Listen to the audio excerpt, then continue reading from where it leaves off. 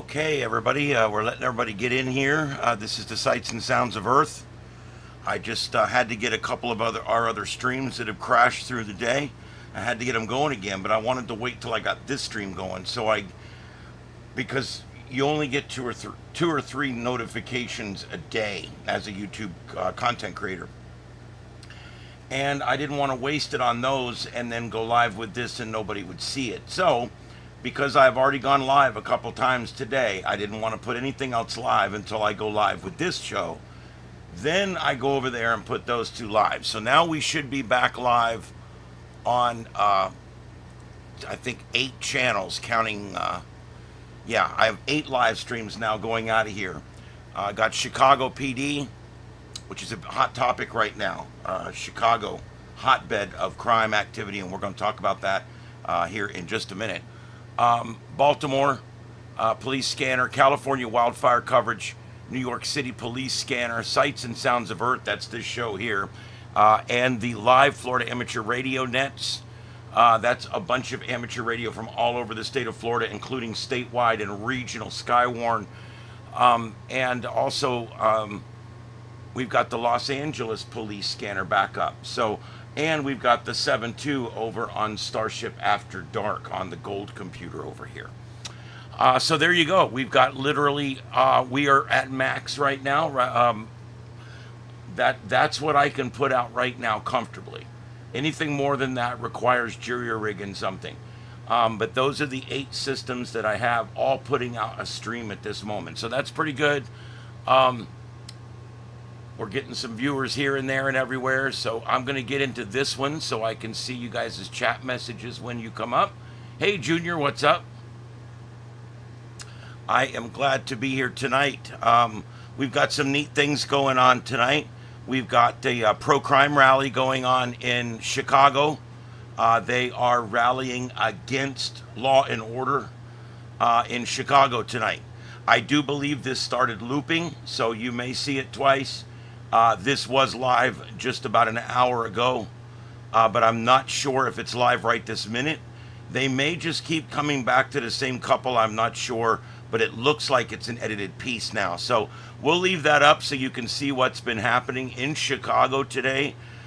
They are rallying against law and order, and they're rallying for the continued crime wave there. We've also got Lance DePi, I don't know, I think it's Lance DePi. He's live in Sacramento. I don't know what he's doing, but we're going to leave it there because he's got something going on out there. I've carried this guy's stuff before. He does live content and he does a good job with it. So I'm going to leave this up and see what he's got coming up for us. We've also got Kīlauea in Hawaii, getting grumpy back and forth. It's kind of calm right now, but we're going to keep an eye on that. And then that is a live shot of the lunar disk. And we had a lunar eclipse tonight, and that is live. I'm not sure at what phase of the eclipse we're on, so we're just going to leave that up so that we can see the lunar disk and what's going on with it from a vantage point on the other side of the Earth. Don't run outside. This lunar eclipse is only for people on the other side of the world.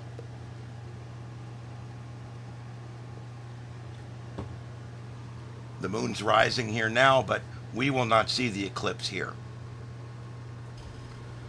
All right, we've got a lot going on tonight. Powerball jackpot, you guys know it's split. 2 people have won. They're splitting $1.8 billion. Over half of what they make will have to be sent to the federal government in the form of taxes. So when they split that, it's $0.9 billion. And then the government gets about 50% of that. So they're going to end up with about $4.5 billion when it's all said and done, depending on how they take it. One winner was in Missouri, the other one in Texas. This is the second largest lottery prize in the history of the United States. That's per Reuters. The mega jackpot has sparked celebrations and long lines at tickets outlets in both of those states. Carlos Alvarez wins the U.S. Open men's final. I don't care, but I'll read it in case you do. I don't really get into sports at all. I don't see the point. Um, it's just a bunch of sweaty, pissed off people that that basically get their hopes and dreams smashed and shut down by umpires and referees that are paid off and things like that. And it's just, ugh. Sports is very unsettling to me. Probably organized sports is probably the largest money extortion ring there ever was. But people enjoy it, and therefore they're allowed to do it. I think it's great. I don't want nothing to do with it. Um,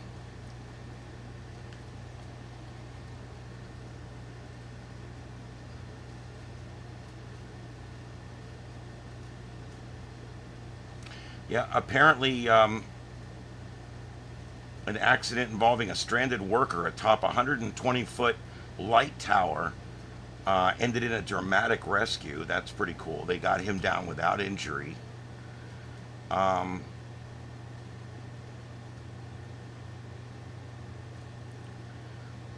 I got to tell you that they were doing some diving down here in Florida, checking on the reefs.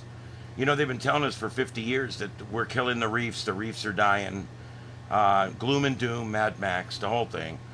And they're finding all kinds of new growth down there. New coral spawning, boosting reef resilience in Florida waters. That's good news. Our reefs are so important as a place where everything lives, everything that we need in the oceans down there. Um, Apparently, a near shark attack on a beach. Does it say where? Anyway, shark almost got a boy at a beach, and a bystander jumped in there and grabbed the kid and took off. And it's amazing. Humans, we're wired to save kids, dude. It just happens, and it don't even have to be your kid. When they start screaming, you do what has to be done. Um,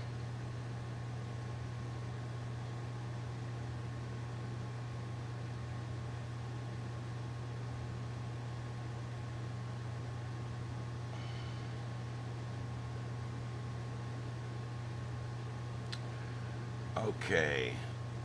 Did you guys see about that wedding cash that was stolen? That's disgusting to me. $60,000 worth of cash was stolen from a wedding. The guy walked in. Now, I don't, I don't know what kind of wedding this is. My family doesn't put $60,000 in a box and leave it laying on the stage. But I don't know what kind. Weddings are very specific to the way the people want it, the way their culture wants it, and things like that. So I don't understand how this works, but it was a well-planned theft apparently, and it was a wedding reception, and it resulted in the loss of checks and cash totaling about 60,000. Now, the checks should be pretty easy to deal with. I can't believe they would have gotten any money from the checks. Um, I guess in this family they just put a box up there like a donation box, and you can just drop cash in there for the lucky couple. I guess maybe that money's for their lawyer to get divorced later. Um,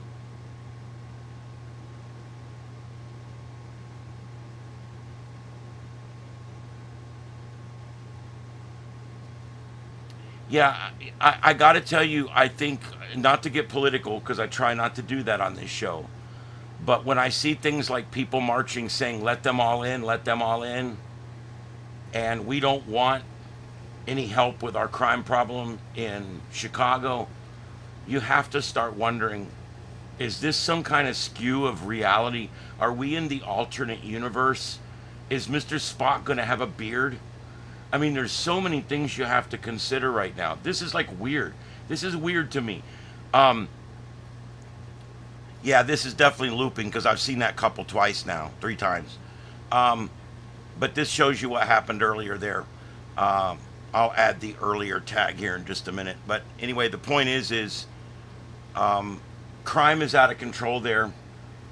5, 6, 7 people already dead this weekend from gun violence. They're losing 5, 10 people a week to gun violence. Um, I don't know. I don't understand how a city can want, instead of protecting their citizens from gun violence, they want to protect their criminals from law enforcement. It's a strange thing that's going on in Chicago right now. It went on in DC as well. And look what's happened in DC. DC has had the lowest crime rate in the last 15 or 20 days that they've ever had there. I mean, it goes back 50 plus years to go find. They went seven, right off the bat, they went the first 7 days or something without a murder. And DC has a murder a day. I mean, it's, and so now they went 15 days or something without a murder. It's kind of crazy when you start looking at the numbers. I know we don't want military in the street, and you have to understand they're doing it appropriately. They're not having M16 clad guys in battle fatigues running people down on the Washington Mall. Okay, that's not what's happening. These guys are being used as backup. They're being used as secondary. They're not affecting the physical arrests. They're not writing the booking reports. They're just helping out. They're transporting prisoners. They're doing all these things. And then every cop that they do their job for, like transporting prisoners or moving paperwork or holding a barricade line, things like that, that cop can then be freed up to go out and fight crime. And that's what they're doing. They're literally just freeing up the cops to fight crime. Okay, I'm not familiar with what's going on in Australia, but I'll take a look at that. Well, that's what a lot of this is your anarchists, of course, are always among the crowd, always pushing the crowd. The same anarchists that were in the George Floyd crime sprees that went on, those same anarchists are seen in the January 6th situation that happened at the Capitol building. And then you see them again out in California for the ICE raid, small rioting that they had for several days out there. It's the same 50 people. These people sow disorder. They're from the movie Purge. They come right out of the movie Purge. And that's what they want. So whether you're a lefty or a righty, whether you're up or down, whether you're pro or against, it doesn't matter, because these anarchists that don't care about your politics are among you.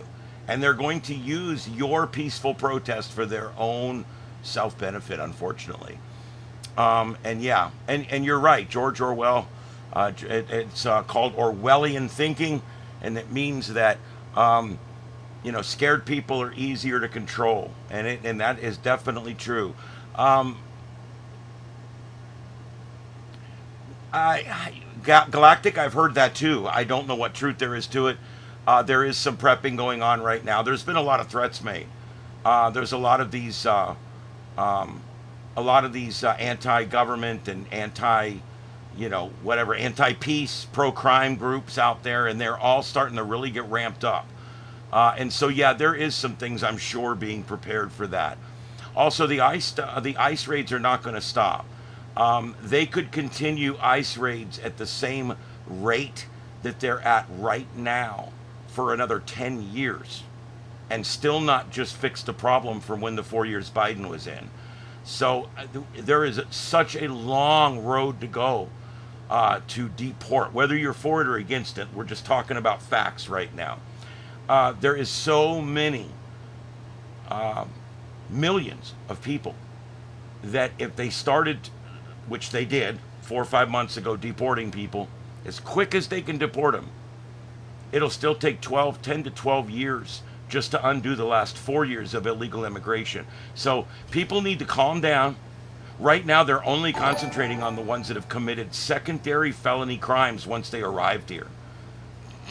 So, all right, Sebastian Glass, thank you for joining. I do appreciate that. Or thank you for subscribing. I don't do memberships yet. I don't know if I ever will, but it's an option on the table. But right now, I just appreciate your subs. Makes a big difference here on the channel. I put a lot of effort into the channel here, and I'm glad you guys noticed that. Steve, the paid protesting is another big problem. When you start to see that everybody's carrying the same signs, everybody's carrying printed signs, and they're all printed by the same printers, that's a telltale sign that it's a paid protest. Also, when you see people standing there and when they're chanting, most of the people are not chanting. They're not wearing vagina hats. They're not doing crazy things. They're not painting their face. They're not screaming and yelling. They don't have crazy hair. That's telltale signs that this is a paid protest. And those people are literally been paid to show up out there. And so when they go, what do we want? They're like, when do we want it? Because they don't give a shit. They don't even know what they're protesting. They're paid protesters. You're absolutely right, Steve. Hey, Coco. Hey, Steve. Hey, Galactic. We got a bunch of folks coming in. I appreciate all you guys coming in tonight.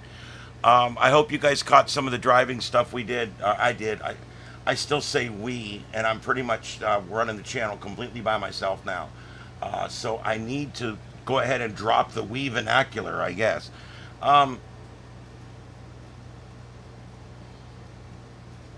Yeah, they're continuing to go to places where crime runs rampant, and they're trying to do the deportations in those areas first. It's a concerted effort to lower the overall crime rate by deporting. Let's see here. Massive subsea cable disruptions. Internet connectivity across Asia and the Middle East was disrupted as undersea cables were damaged in the Red Sea. You know, it's kind of weird. I didn't realize we had even big trunk lines under the sea anymore. That's something that was very expensive to maintain.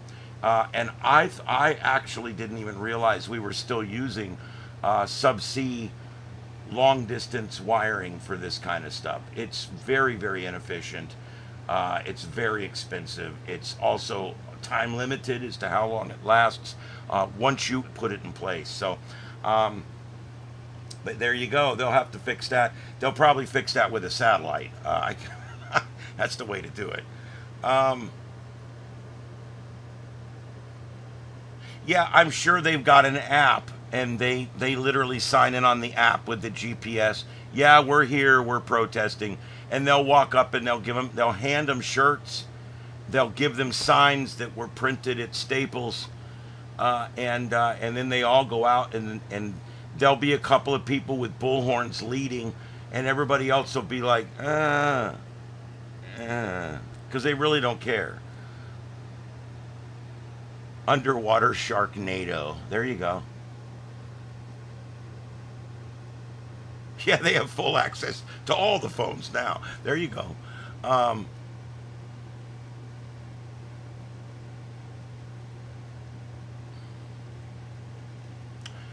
Getting out of Massachusetts. There you go. New Hampshire. I don't know a whole lot about New Hampshire as far as the taxing situation and all that. If I was ever going to move, one of the most important things to me is the local tax rate, the state tax rate. Those are the most important things, because it affects you every day, every penny you make, whether you are whether you're on benefits somewhere, private or public, whether you are making a living, a living wage, tax will affect you directly.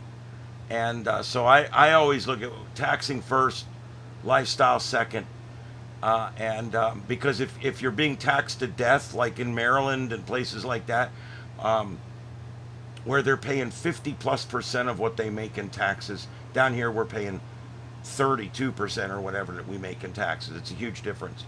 And we have no permit carry down here. You know what's funny? This is a funny fact, okay? I'm not going to do the political side of this one, but here's a funny fact for you. They said, and I don't know who they are exactly. They said, the gun activists, the people who are anti-guns, they said that, hey, Florida is about to become the biggest crime-ridden state in the country because they're getting rid of their concealed weapon permit, and everybody can now carry constitutionally. And they came out and said, that's it, Florida's done. Nobody's going to want to move there anymore. They made the change last year. I can now I used to have a concealed weapon. I don't anymore because I don't need it. I can just take my gun, put it under my jacket, walk right outside. I could keep it in my center console and put it wherever I want. Police shootings have gone down and the crime has dropped since they did it. So the whole thing about everybody having guns is dangerous is a fallacy. Bad people having guns is dangerous. That's the truth. Good people having guns is good. And I got to tell you, I love living here because I know every one of my neighbors has a pistol. Every one of them. And I know if I start yelling for help, they will respond to my calls for help. And I will respond to theirs. And that's the plus. I don't even carry a gun in my car. I don't carry a gun on my person. I haven't carried a gun on my person in 5 years. You want to know why? I don't go places where I need guns. I'm not as necessarily pro-gun as I am pro just stay the hell out of trouble. But I will admit that allowing everybody and anybody that's not a felon to strap a gun on has lowered our crime rate and less cops are getting killed. So you have to look at it that way.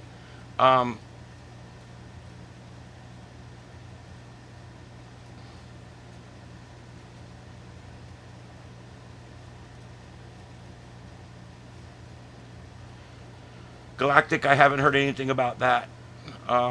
I will admit I don't dwell in conspiracy stuff that much. I do know that a lot of what we call today conspiracies is tomorrow's news.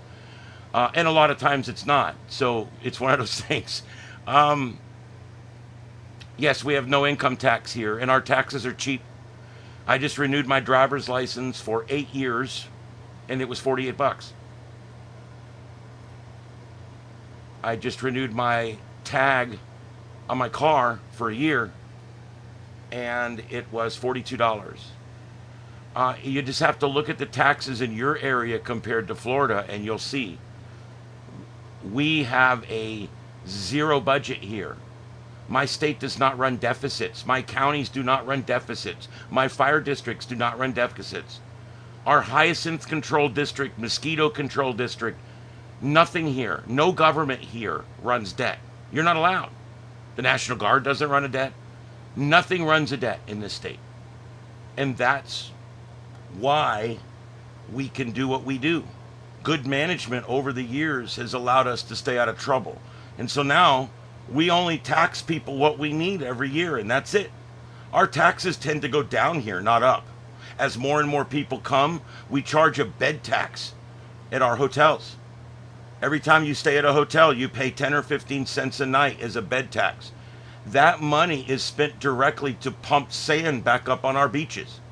So when you come here, you're paying for beach renourishment just when you walk in the door. Okay, it looks like Lance went off, so let me see what else I can find here.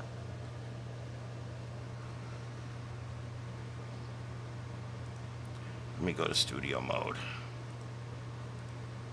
All right, bear with me here, guys. I'm going to change the video out. You guys know how this is. I have no producer, so I have to produce while I'm talking.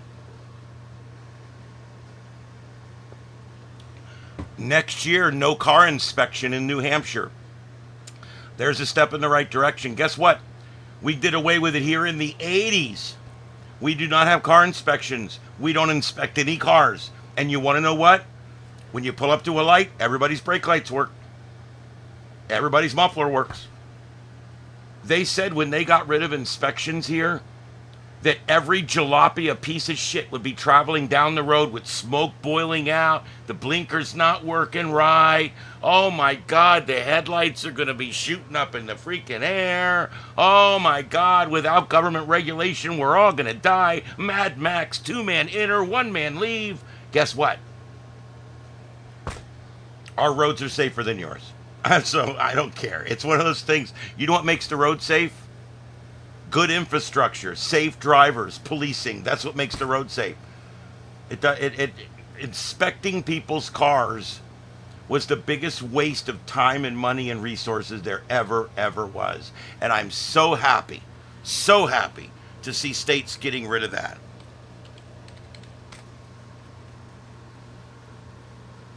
All right, let me see what we got here. I'm looking for anything live at the Chicago rally. There is, I don't think it's live.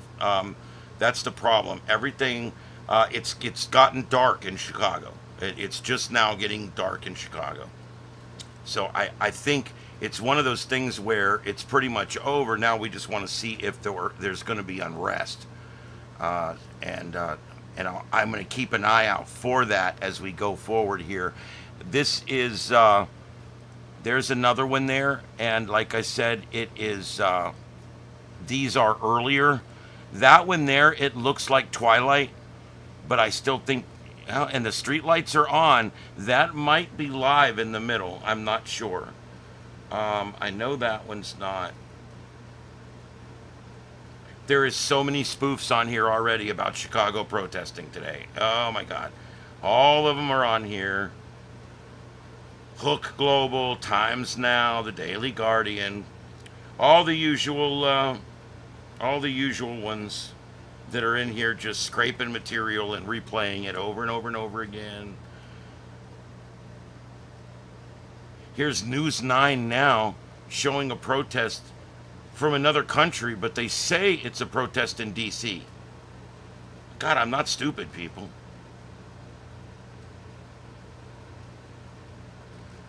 I ain't stupid.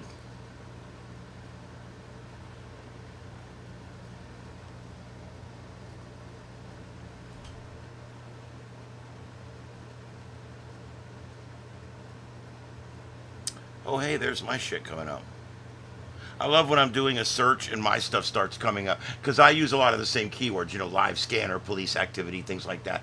And so a lot of times my own streams come up when I'm searching, which is kind of cool. All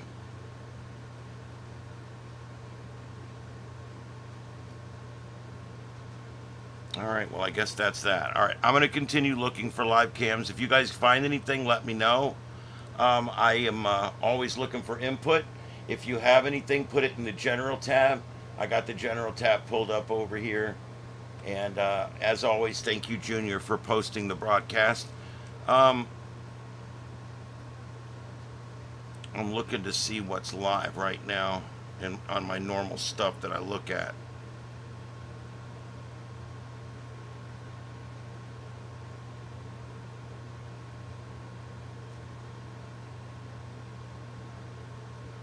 Huh. Wow. I mean, I get, truthfully, I guess that's good if you think about it, because what's happening is if the protest stays peaceful, then everyone should go home about dark and it should be over. It's right at dark when the rocks start getting thrown at the police. They burn a police car. I love burning police cars. You want to know why? It's our tax money, you idiots. Most of these departments are self-insured. When you burn a police car, that money comes directly out of your taxes, you dumbasses. I mean, come on. Oh,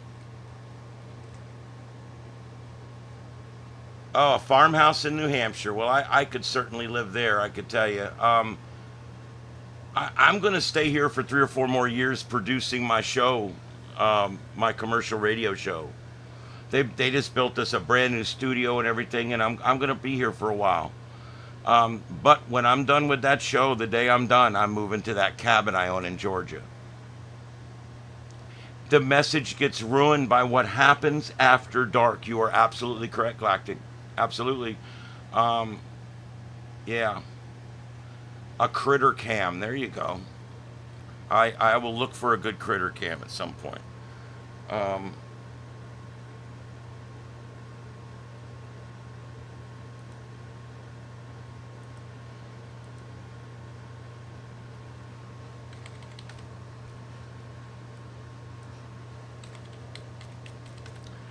I need to find a way to be notified when there's like pursuits going on. Sometimes there's pursuits going on that we could carry.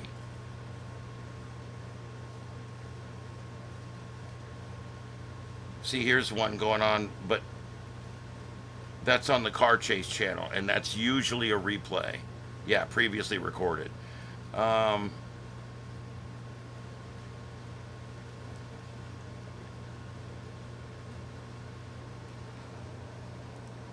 hell's going on there?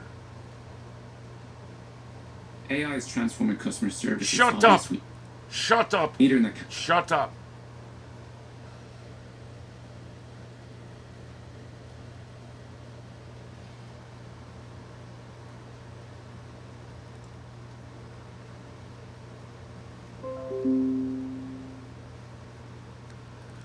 right, I'll bite. Let me see if I can get this in the hole here. Hold on just a second.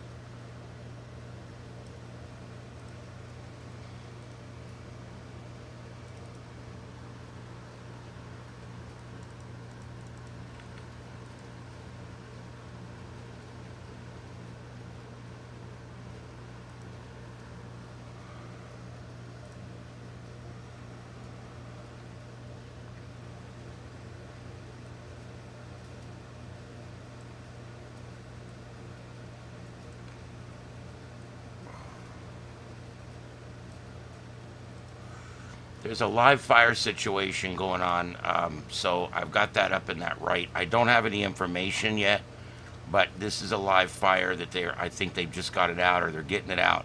I'll leave this here. It's something to watch. Not sure where this is. I think it's in LA.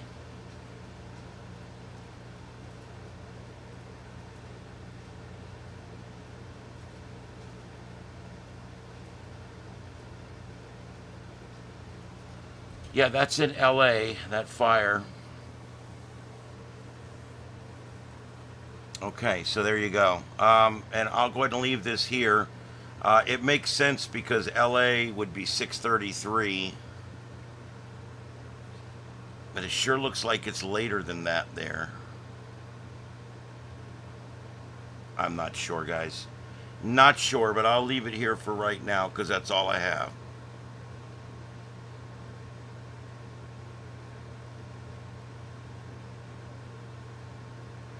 It's so hard to find good live streams. That's why I'm trying to do a lot of it myself. There's a lot of scanner feeds up here, but they don't provide near the information I do on mine, like the aircraft trackers and things like that. I mean, I try to make it more, this eclipse does look like it's in progress in this video. I do believe this video is live.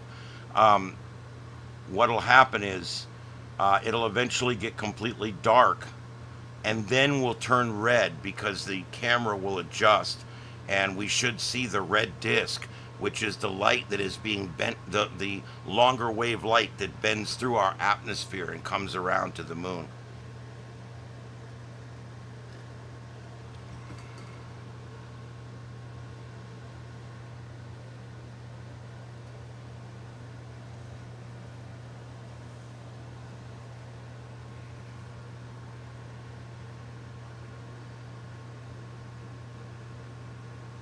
Did you see that the Vatican named a teenage computer programmer as the first millennial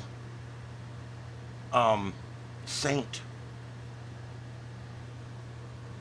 Wow. So I guess any of us could get sainthood at this point. I don't know.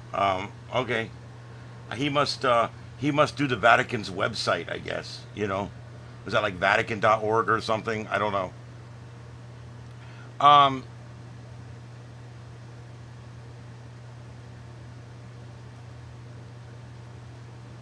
The car chase candle. Maybe it'll work. Let's hope. No, I love a good car chase.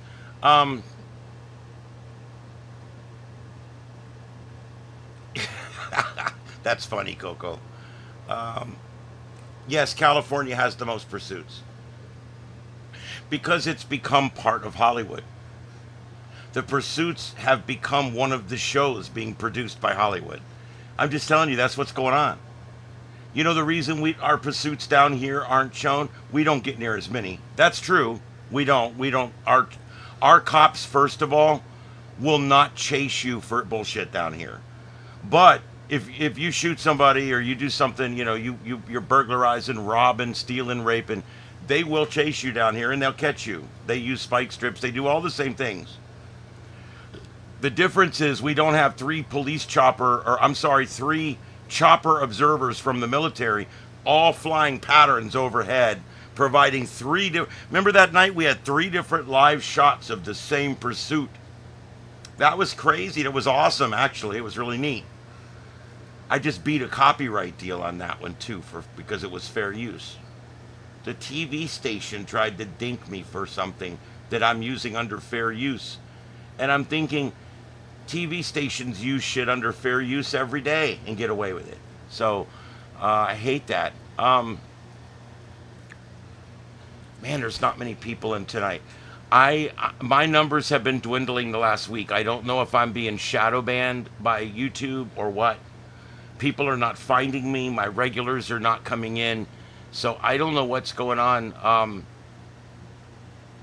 Yeah, those grappler things that they deploy from the front of the car, those are doing pretty good. They've been experimenting with drones that they can fly or roll under a pursuit vehicle, and they'd have to do it in a rural area, but you can do an EMP pulse and shut the other car down. Yeah, Victor, it's amazing. We're watching it here as the eclipse is continuing here.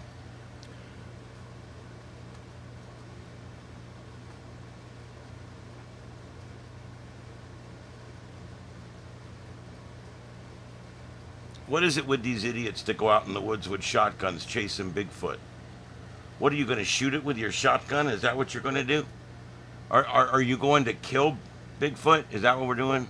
We're going to bring back some evidence, Bubba. We're going to bring this evidence back. You'll be able to prove to everybody that Bigfoot really exists. I haven't seen Ding Ding Ding in 7 or 8 days. I don't know. I hope they're okay.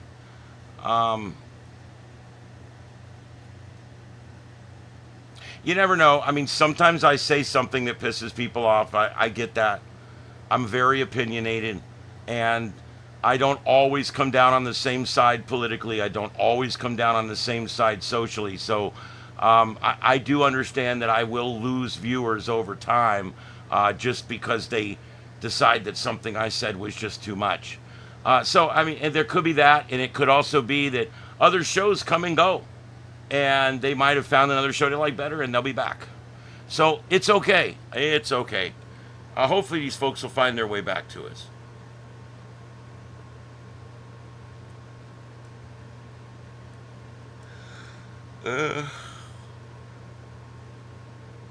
But yeah, I don't see any live pursuits going on right now.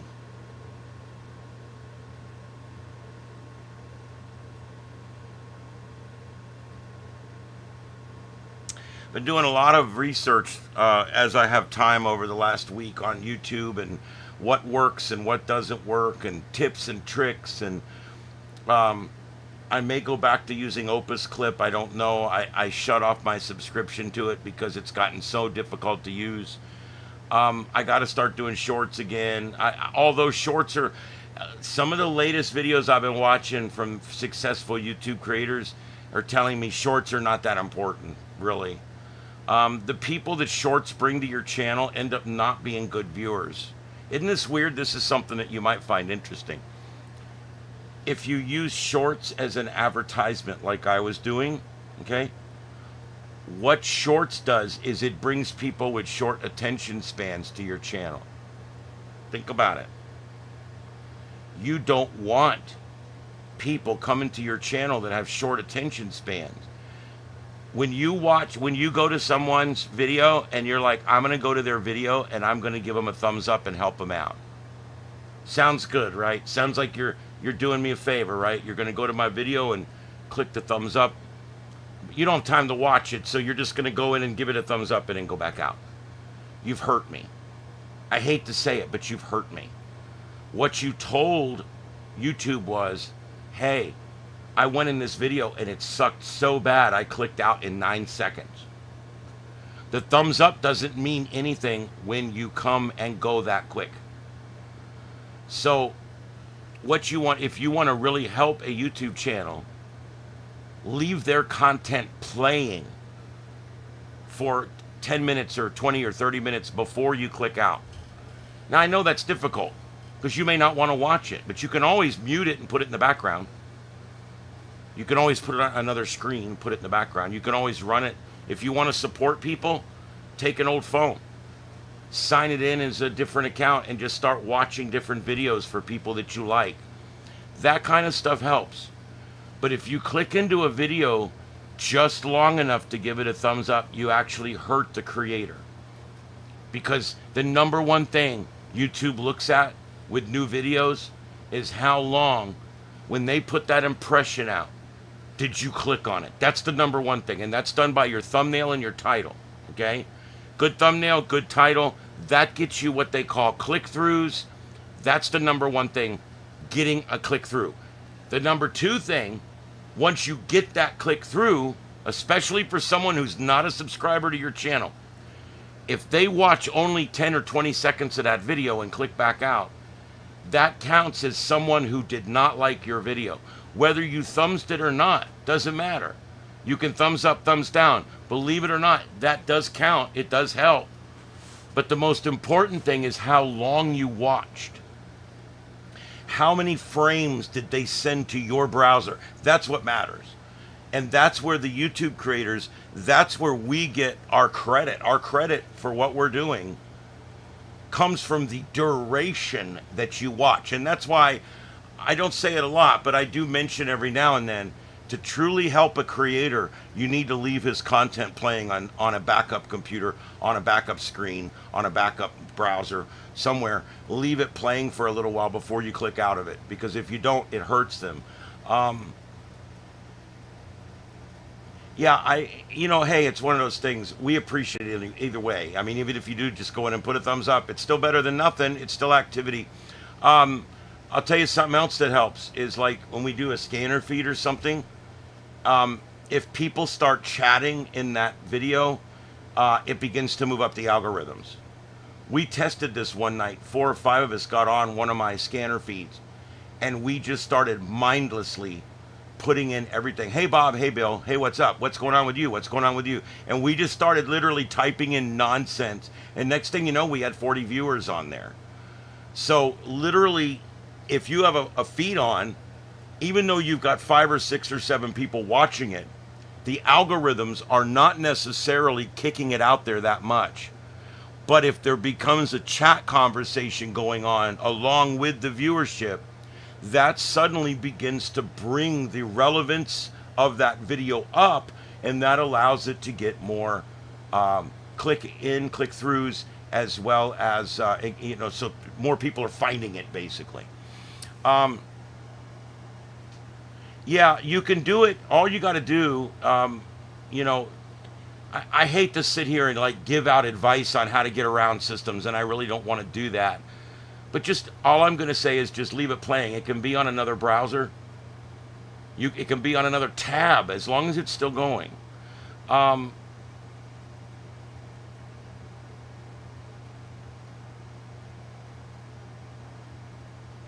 Yeah, Galactic, the shorts thing didn't work out like they thought. I'll be honest, I hate shorts. I don't watch them. I'll click on a short and I get stuck there, and I have to go and I have to get back to regular videos again.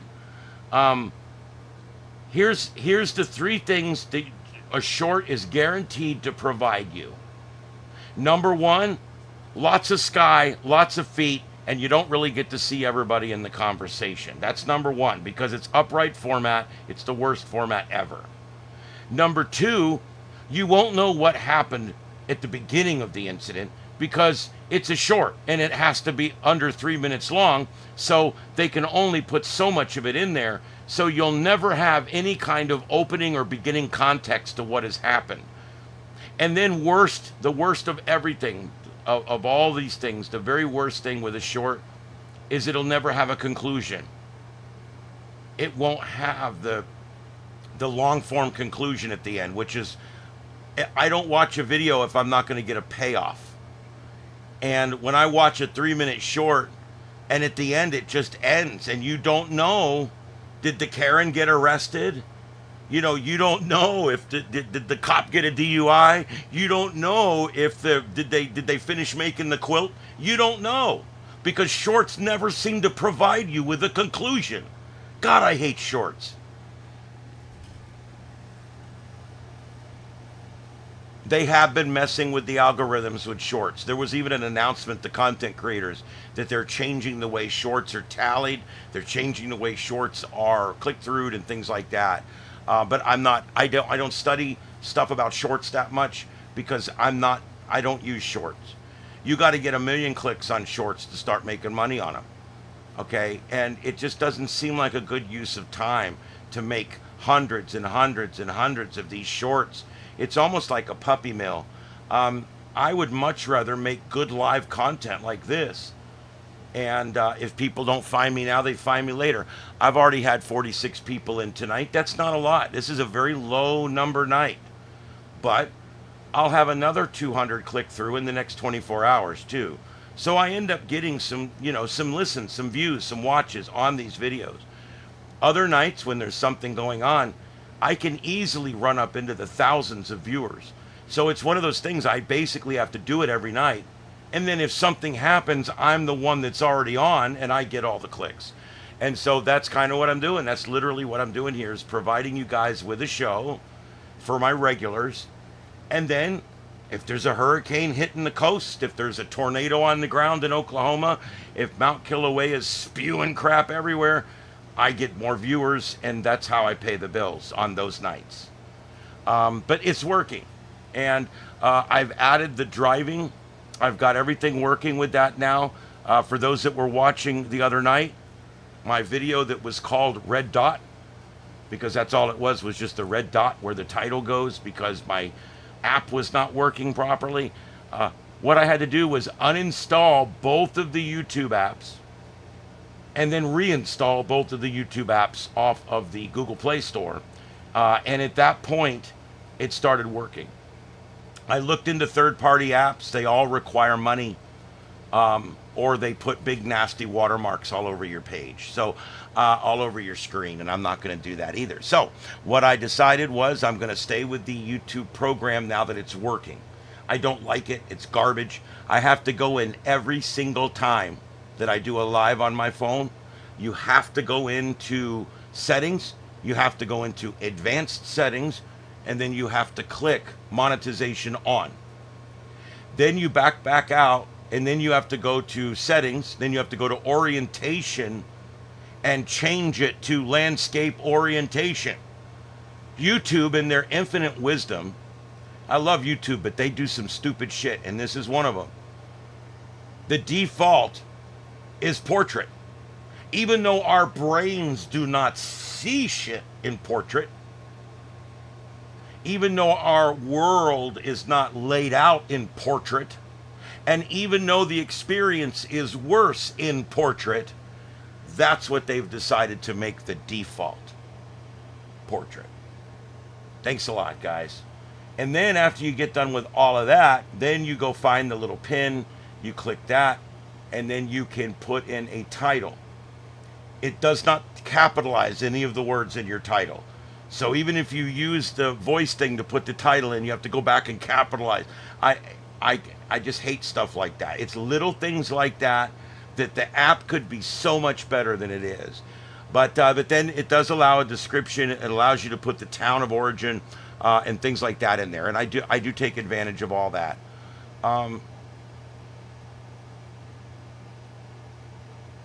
Yes. Well, when you qualify for monetization, you can qualify with shorts views, or you can qualify with video views. But they're counted as two separate things. It's like you need 40,000 viewer hours or something, 4,000 viewer hours, I forget, whatever it is. But with shorts, it's a different number, and it works differently. But you don't have to do shorts. You can become fully monetized, become a big, huge channel, and never do the first short. Shorts are completely optional. And from what I'm being told now, maybe I shouldn't even be doing them at all. They really don't bring in the right people to your channel. They bring in short-time watchers, which ends up hurting your algorithm. You want people like you guys that are going to sit here and watch the whole show.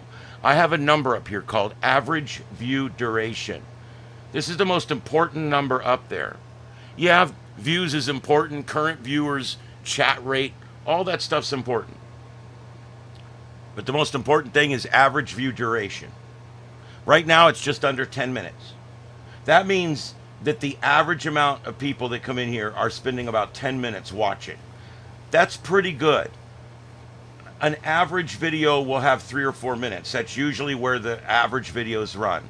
If you're doing good, you normally get up 9, 10, 11, 12 minutes, depending on how many of your regulars get in there. And then when I get up into, really wild coverage, that number will go up. That night we were watching that pursuit on 3 screens, all of a sudden people quit clicking out. And that number kept rising. And next thing you know, my average view duration was 27 minutes. That was amazing that night. So stuff like that. Um, no, shorts are not, unless something's changed since I monetized. Shorts are not required to monetize. It's either or. I don't know. Let me see if I can go to my other channel. Give me just a second. Let's check it out. Let me go to my Starship After Dark channel, and I'll go to the studio, and I'll click earn. Here it is. Okay, and here I can demonstrate for you guys. No worries. Here we go. Let me pull this up here. All right, guys. I'm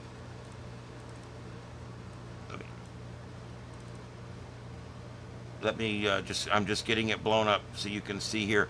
This is my other channel that's not monetized yet. This is my backup channel, Starship After Dark. If you guys have not subscribed over there, please, please, please. But here it shows my eligibility. I have to have 500 subscribers. Right now I have 394. So I'm getting there. Where's my epic pin?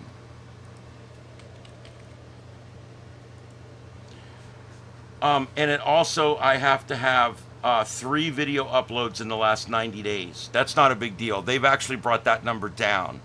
But you do have to have 3 video uploads in the last 90 days, and you have to have at least 500 subscribers. Okay, that's 500, and that's 3. Now, here's the next part. And one of the following. That's the part right there that gets you out of doing the shorts, okay? That's it right there in a nutshell, because what it is I can either have 300 hours of views in the last 365 days, okay? Or I can have 3 million, 3 million views on my shorts to qualify.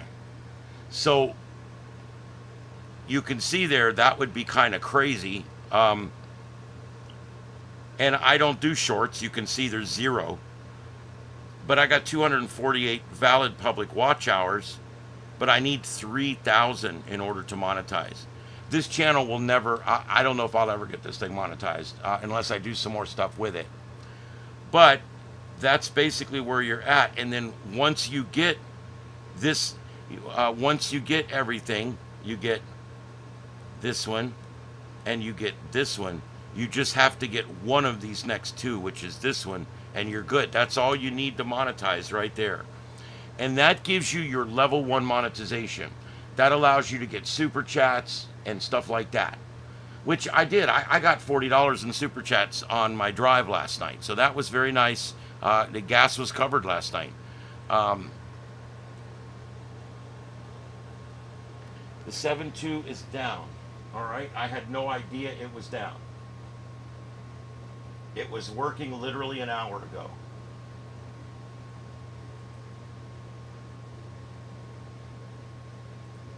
And it is working again. About every 4 days, 3 days, I have to reset the receiver. All right.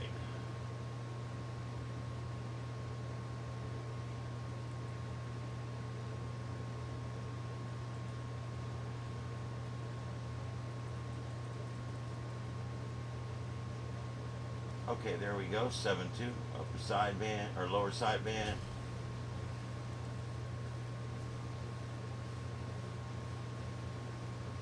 All right. In the words of Eric Cartman, there we go, you guys. All right.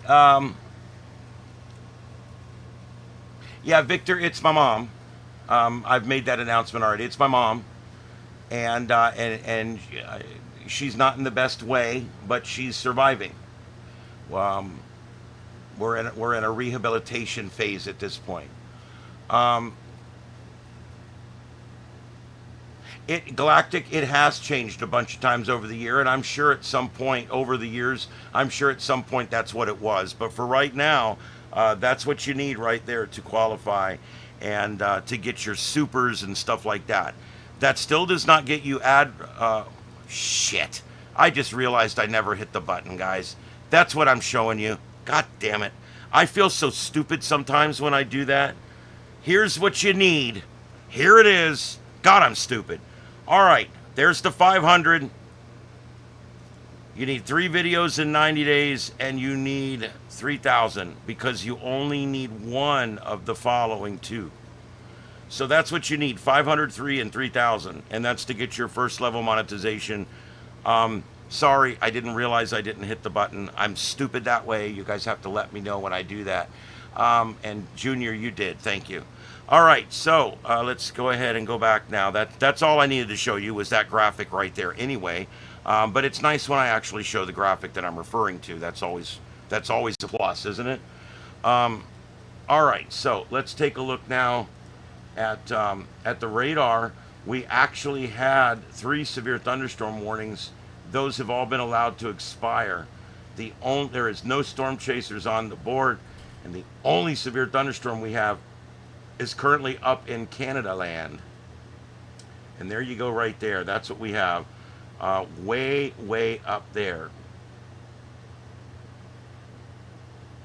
And that's going to be northwest of Chestermere, moving southeast. And that's what we have. There's just not a lot going on tonight weather-wise. Some of the busier weathers down here in Florida, we actually have a low pressure system. Yes, I know. They're saying nothing's going to happen with this. But we've got a low pressure system forming right here in the Gulf of America. And you can see this by the wrapping of the clouds. You see that? I mean, it's visible right there on the radar. So we do have a low sitting out here. Now, is it going to develop into a storm? They say no. They're actually telling us no, that they're not expecting this to turn into a storm. In fact, I can show you something that's pretty rare this time of year, if you guys want to see it. This is pretty rare. This is almost as rare as like seeing a black bear. But look at this. We are in the peak of season right now. We are coming into the mathematical peak of hurricane season right now as we speak. And would you guys take a look at that? There's no cyclone activity is not expected for the next 7 days in the Atlantic Basin, the Caribbean Sea, or the Gulf of America. So you could only, that's crazy when you think about it. I mean, that's a little bit crazy. It's pretty rare to see this graphic with nothing on it in September, anytime in September. There just is nothing going on. We can look all over Mike's weather page here. We are following this storm here. This is currently Hurricane Kiko. And the thing with Hurricane Kiko that we're talking about is the fact that the Hawaiian island chain, you can see this storm is going to pass off just north of the Hawaiian island chain. And they're not really set up to handle major hurricanes there. The good news, and you're thinking, what?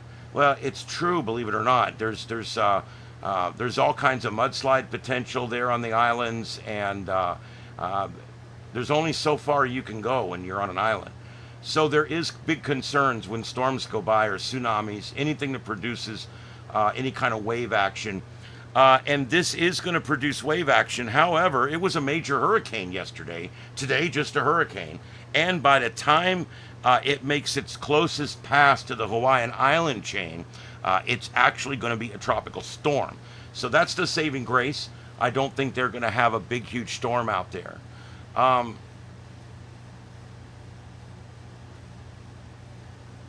Yeah, Galactic, we do have some high sea surface temperatures. That's absolute. We've got, these are our current sea surface temperatures right here. And there you go. Look at that. Oh, come on, don't do that. There we go. There's our sea surface temperatures. And wow, look at that. 87 degrees sitting right there off the coast. There's an eddy that sits out there. It's called a loop current, and it kind of comes in like this, and it's called a loop current, and it goes in different formations, but that's a current of very warm air that runs through the Gulf of America. And what'll end up happening is, like when Hurricane Ian came up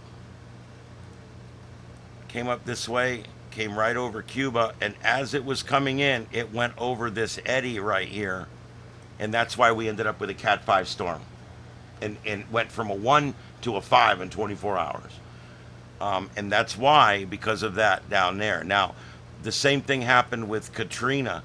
Katrina came in, and it went up and it hit there. And during Katrina, believe it or not, there was a loop current that ran just like this. And Katrina got over the top of that. Luckily, Katrina had very bad conditions out ahead of it, and it still managed to weaken some before it came on shore. But this was why it became so strong when it came around the point of Cuba. It went up to a 5, just like that. Then it came back down to a strong 3 when it made landfall. But that eddy in the Gulf of Mexico is something that you do have to watch, especially when we're talking about sea surface temperatures out in there, because something will grow a little bit quicker if it gets out over that, like that. Anyway, yeah, look at that. You can see it spinning out there. I mean, there's definitely a spin right here in the atmosphere. We're right over here, our studio, so right nearby, and there it is. It's out there off the coast of Bradenton, Sarasota, and it's just sitting out here. Big low pressure right there. It's open circulation. It's not tropical. It's not in the right levels. That's why they don't think this is going to form into a tropical storm, but it is still it's still going to be a situation where it could produce some heavy rains and flooding and things like that, and also some gusty winds along the coast. It looks like Hawaii will miss the worst of it. The cone. The entire island chain is outside of the cone. So they're pretty sure at this point that they're not going to get a hit.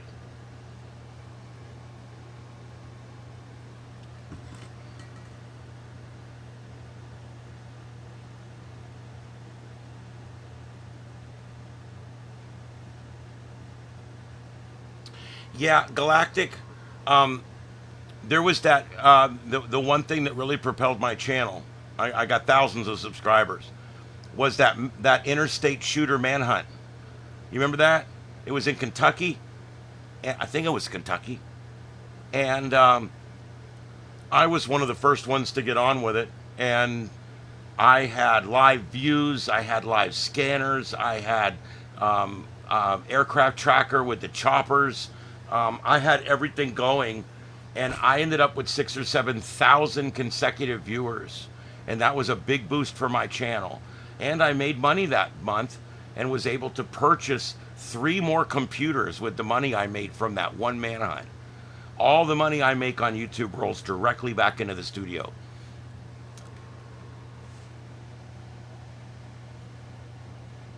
Yes, I spoke to my relative in Georgia, in the North Georgia mountains up near Blairsville. I have an aunt and an uncle that live up there. And in fact, they have had unseasonably cooler weather, and their leaves have begun to change weeks ahead of time. So, yeah.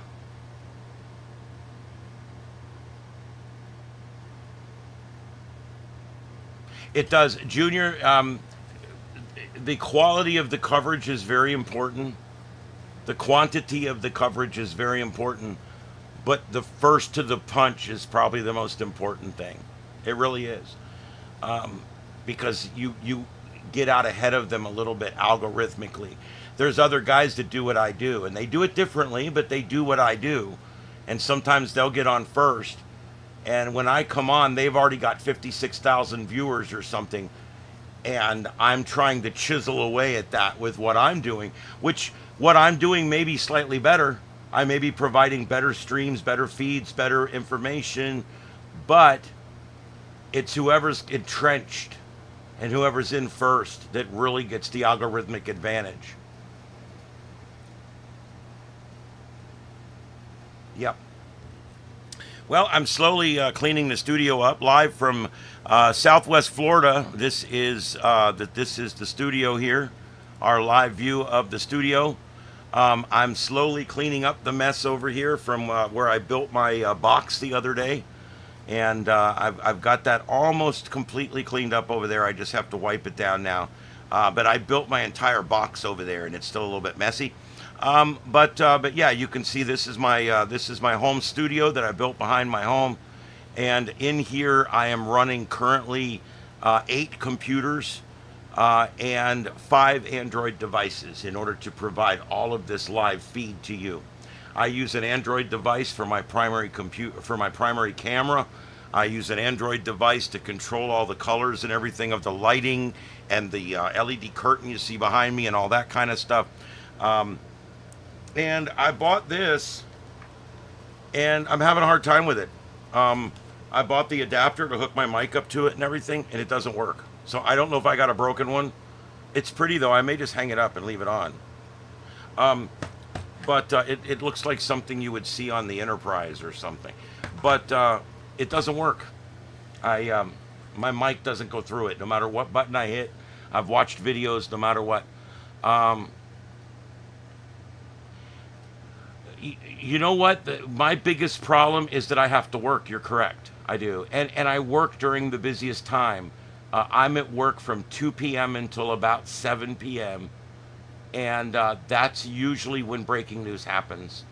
That's when the government does document dumps. That's when they do anything big and breaking will generally happen late afternoon and early evening, and that is absolutely true.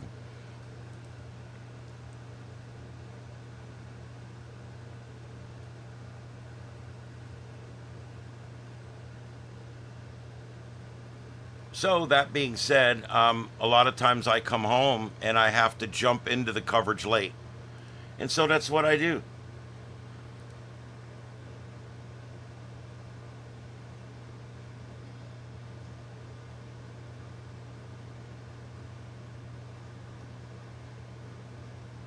Hundreds of millions of people just watched the lunar eclipse across 5 continents. When the eclipse entered the total phase, people say they were stunned. It was amazing. And it is. If you've never seen a lunar eclipse, it's amazing. It's not like a solar eclipse. I mean, come on.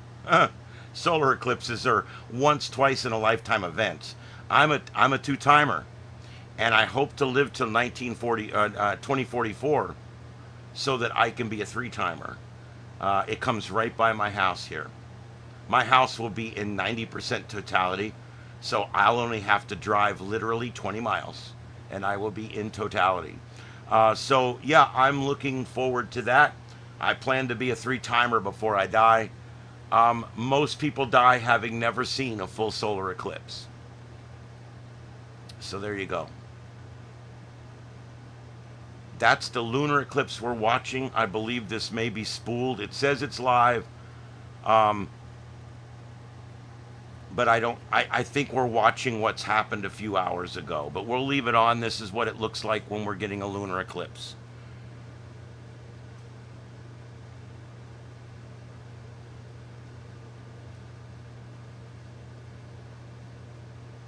It's pretty cool. They in some of the countries over there, they were able to see things like the Milky Way galaxy. They were able to see things like air glow. Air glow is really cool. When it gets dark enough in the sky, there's actually can be glows of different colors, usually green, and they're not auroras. It's called air glow. And yes, I'm looking to do some kind of event in 44 if I'm still alive. And I won't be living here in 44. I'll be retired living in the mountains, but I will be down here for this. I guarantee it. Ripping. There you go.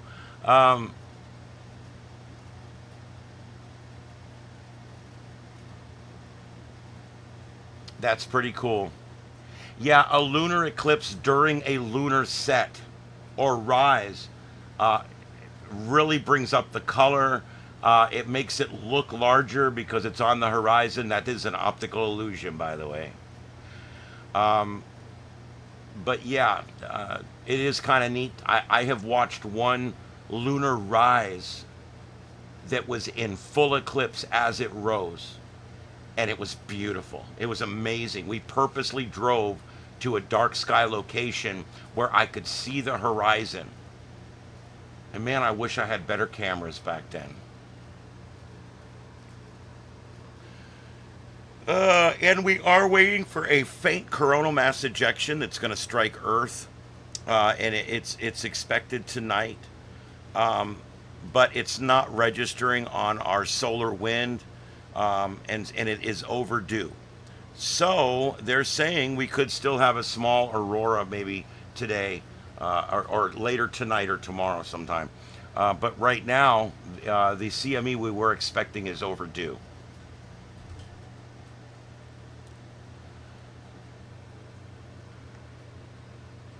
I do want to talk seismic activity. There has been some out there, and I want to talk about that real quick. Here we go. Here's our seismic monitor. There we go. Center it up a little better. All right, there we go. There's our seismic monitor. Let me get the little circles going again for you. Boom, there we go. And you can see where our bigger ones have been. Looks like Eastern Europe, Turkey, 4.4, 4.9. So a fairly large one in Turkey. 4.9 will cause some pretty significant damage. And then over here, you can see we've had a bunch. Let's go back over this way. These are all up there. Remember that swarm we've been getting, the one that caused this tsunami? It is still going on. There is a lot of seismic unrest going on up there in the Russian peninsula. And of course, all around the Pacific Rim, we're seeing quite a bit of activity off the coast of Peru, also in Chile, and over in Puerto Rico region, in the Caribbean Sea. We're seeing some there, and some minor ones here down in western Texas, near the Texas-Mexico border region. A 2.6, a 2.6, and a 2.9 reported there. And then out in California, a 3.1 in Central California, and a few others down here, a 3.4 late yesterday and a 2.6 today near Los Angeles. So there is some stuff going on out there, but nothing really major today. But that is our taking a quick peek at our seismic monitor. Next launch we've got, this is called Rocket Launch Live, rocketlaunch.live. And it's the one I'm using right now. None of these are perfect, but this one works pretty good. And this shows you right here what we're looking at for launches. Our next launch is going to be from China on the 8th. That's tomorrow. Also on the 8th, we've got a launch from SpaceX Cape Canaveral, 8:02 p.m. I'm going to see if that's going to go. If it looks like that's going to go, I'll try to come on early. I'm going to try. Sometimes I don't even get home by then, but I'm going to see what I can do. But that's a SpaceX launching Falcon 9, and that is from Cape Canaveral. And then, of course, there's another one, another China launch. And, of course, they don't tell us much about what they're launching. And then on February 10th, we've got another Falcon 9 going up. But that one's going up from Vandenberg in California. So we won't see that one here in Florida, but we can still cover it live. All right, so there you go. That's your rocket launches that are coming up. Anybody have anything real quick I want to cover? There is one thing that I wanted to mention tonight. Let me find that real quick here. U.S. is going to build a historic 6,000 megawatt nuclear plant powering 4.5 million homes. And who's going to do it? The TVA, the Tennessee Valley Authority. They're the ones that provide the electricity for my cabin up in the mountains and most of North Georgia and a bunch of other states. The Tennessee Valley Authority, or TVA, has entered into an agreement with Entra One Energy to develop up to 6 gigawatts of nuclear power. It involves the construction of 6 new nuclear plants across TVA's 7-state service region. Each of these new facilities will be powered by 12 individual NuScale power modules. These are a new age nuclear device where actually will create a lot of electricity, but it does it a lot safer. And instead of 1 or 2 or 3 large reactors, we have 12 smaller, easier, more manageable reactors, and they're running a much safer process now. This is a collaboration project to deliver approximately 5.5 gigawatts of electricity, an output sufficient to power an estimated 4.5 million homes or 60 new large-scale data centers. And by the way, the energy we need for data centers is becoming a real problem, okay? It's becoming a real problem because AI takes so much energy. You have no idea. Now, advancements in computing are happening every day, and each advancement in computing that comes out computes at a much better rate as far as power consumption. It's just like light bulbs. The very first light bulbs, my God, the energy, it took 100 watts to get 100 watts of power out of it, 100 watts of light. Then we have fluorescent, okay? More, we're only spending 30-40%. When we get down to LED, we finally get the high pressure sodium, metal halide, mercury vapor, all these different ways of making light, and we finally get to the light emitting diode, which makes it for about 10% of the original energy. In other words, 100 watts of light only takes about 10 watts of energy. So you can provide 10 times as much light, or you can light for 10 times less electricity. This is a huge advancement in light bulbs. Now we're seeing that same thing happening with computing. Computing that can be done cheaper, less expensive, with less power. However, we're still years behind that really catching up. So we have to increase the generating power of our electrical plants so that we can meet the needs of these new AI generating plants. Under the terms of this new deal, Entrada One Energy will finance, build, and own the plants, with TVA purchasing the generated power. They like these arrangements because the company's taken the risk. The TVA simply buys the electricity at a higher rate, but they're not taking the risk. They're not insuring nuclear power plants. So this is kind of cool. It's a different way to do it. If TVA owned the nuclear power plant, then they would make all the money from the electricity. But by allowing the company to continue to own and operate the plants and then just buying the electricity, we're getting the electricity at a higher rate, but the price comes about the same because we're not having to pay for insurance, we're not having to man the plants, we're not having to build the plants, we're not having to maintain the plants. So it's a little bit different way of doing things than we're used to with our standard coal plants, gas plants, and things like that we have around here that are owned and operated by Florida Power and Light, or as we call them, Florida Flicker and Flash. We're investing in the next generation of power solutions to meet the country's growing energy demands, says Entrada One's chief. The initiative is intended to meet the increased demands for carbon-free base-loading power from energy-intensive industries such as artificial intelligence, critical mining, and semiconductor manufacturing. All three of those things. And another thing they missed here is fuel production. It takes a lot of energy to make gasoline. It takes a lot of energy to do critical mining, the new way they're doing mining now. It takes a lot of energy to create artificial intelligence. My God, it takes a lot of energy to run a computer that's thinking on a human scale, artificial intelligence. And of course, manufacturing of semiconductors takes a lot of electricity. And so all this is more and more demanding on our electric companies out there. NuScale New scale is the name that they've given to this new type of nuclear power generator. The project relies on utilizing new scale power modules, 12 of them. And this smaller module reactor, or SMR, is easier and safer to operate. New scale remains the first and only US NRC approved SMR technology. That's small modular reactor technology.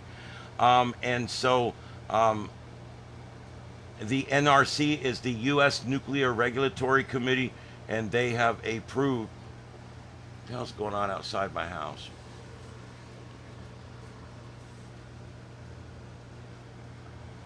Who cares?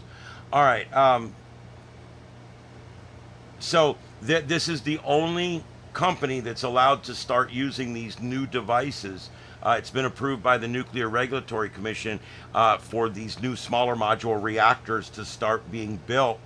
The program's becoming a reality. This is what we need to do, guys.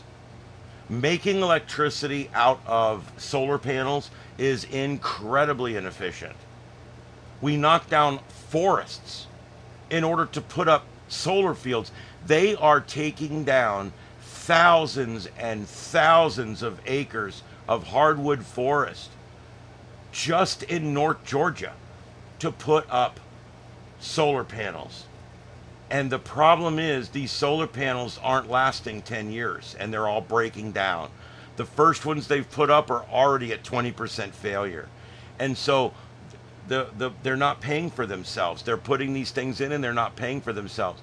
The amount of electricity that's created per panel doesn't hardly warrant knocking down the forest and putting up the panel. And then you got to run the wire, you got to distribute the power back into the grid, you have to regulate it, you have to control it. And remember, this kind of energy, fixed energy like this, is what caused that huge power outage in Greece and in Eastern Europe. It was caused because solar panels and windmills and the like, tidal energy, there's a lot of different ones. These methods of producing energy are fine and good, and I do believe we need to continue working with them. But the problem is right now, they don't provide the volume of energy that we need. We're leveling mountainsides to put up solar panels that are replacing what one of these little new technology model reactors that would fit in the size of my house can do.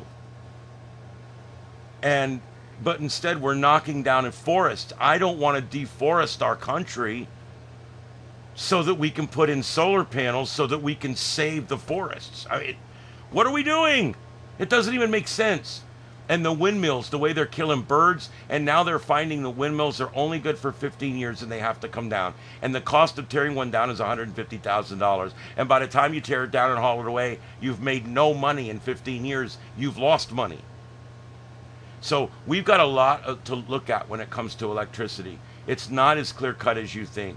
The thing that nuclear allows you to do is the same thing that gas allows you to do. It's the same thing that coal allows you to do. And I know we want to get off of these, and I'm fine with that, as long as we can do it equitably. But we got to get off of this. I get it, okay? But we don't want to get off it prematurely. The government tends to always do things before the technology is ready. And we've had solar panels since the 70s. The reason that solar farms never became big was because the math doesn't work out. The only reason they've become big now is government subsidy. There's not a single solar panel put in place in this country that's not government subsidized. 30, 40, 50, 60% of the cost of those solar panels is being subsidized by you and I's federal taxes. And in some states, state taxes. And by doing that, we're creating a situation where we're leveling all our trees, we're putting up solar panels with tax money, and then we don't get our return on investment. There's no ROI. There is no ROI, return of investment, on solar panels right now. I know a guy that got a Tesla system in Lehigh. Between the leaks in his roof, the solar panels going bad after only 6 months, they started going bad. The voltage never did quite cover the electricity he was using. The promises made were not kept. And at the bottom line, he called them and had them come rip it off his house. And then he had to put a new roof back on his house. So he is not a happy camper. He thought he was doing the right thing, and come to find out, it's just not there yet.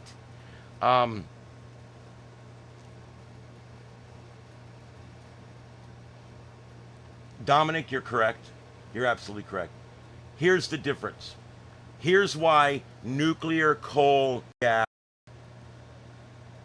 it's important to have at least 50% of your grid on coal, nuclear, or gas.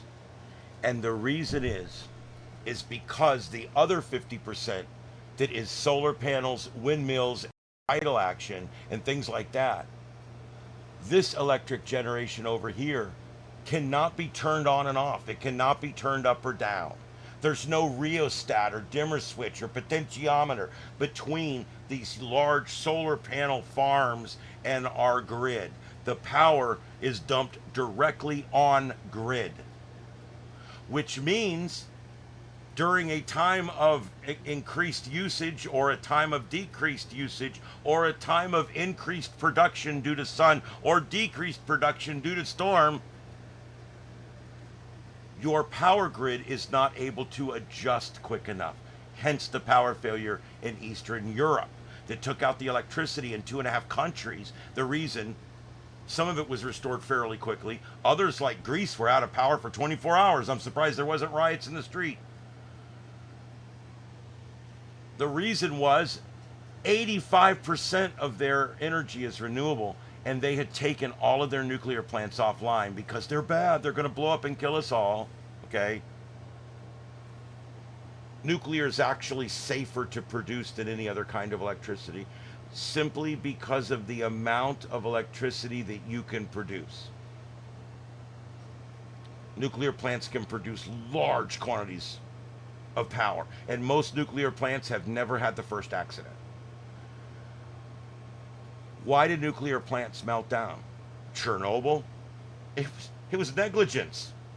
It was negligence. It wasn't being run right. 6 Mile Island? We learned a lot from that. Probably some negligence there too. How many others are there? There's Fukushima Daiichi in Japan. Daiichi just meaning electric plant, but yeah, Fukushima Daiichi. And that one was caused by an earthquake. They built it in an earthquake zone. And the backup systems failed because the damage from the earthquake did not allow the backup generating system to work, which began the beginnings of a meltdown. And of course, it's been rectified, mitigated, and it's all taken care of today. But so we have 3 sites where we've had the potential for a meltdown, and only one we actually had a meltdown. And that one was contained, and is still contained today.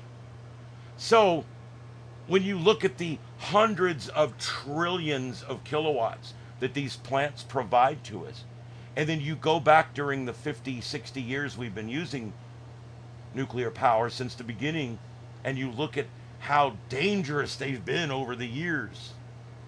Very few people have even lost their life to nuclear power plants. It happens. Mostly Chernobyl, because that's the big one. That was the meltdown. That's where we got the elephant's foot and all that. And that's an interesting case, that one there. What are the chances of that happening again? Slim and none, especially with these new type of reactors. These SMR, small modular reactors. They're a lot easier to control. And they only have to bring up the reactors that they need. If we're only using enough power for 2 reactors, 10 of them literally have the coils, the reactant coils removed. And they sit inert until they're needed again. It's so freaking cool. And so I just hate, and I haven't been looking at the chat. I'm going to look in just a minute and respond to you guys' comments. A lot of people are just scared of nuclear. And I get it. Rightfully so. But you've got to take the risks in life. That's what life is all about. and the kind of energy we need now for our homes. I just had a computer crash. Yeah. I think it's still broadcasting though. It's the amateur radio one out of Florida. It just went blank screen and came back up. I don't know what's going on. I'm having a problem with the FFmpeg decoder on that one. It keeps crashing down, and it still runs, but it starts throwing errors and slowing down. Anyway, so there you go. The certification is required by the Nuclear Regulatory Commission, and it is required for these SMR reactors to begin to be built and used in the United States. They've got that certification. We're ready to go. The NuScale SMR design integrates the reactor core, the steam generators, and the pressurizer into a single compact vessel. Okay? And the design offers several potential advantages over the old style nuclear pile like we used to use. The modules can be produced in a factory. Okay? Then they can be shipped to the site and set up on site. It's always better to have stuff like this built in a factory environment and moved if you can. The design offers, the NuScale power module, the company's groundbreaking SMR technology, is small, it's safe, it's pressurized water reactor that can each generate 77 megawatts of electricity or 250 megawatts thermal gross. And they can be scaled to meet the customer's need from minute to minute to minute. If suddenly the solar panels stop producing energy, if suddenly the wind dies down and we don't have any wind energy coming in, these nuclear plants can be turned up on a moment's notice. We simply add more rod into the reactants.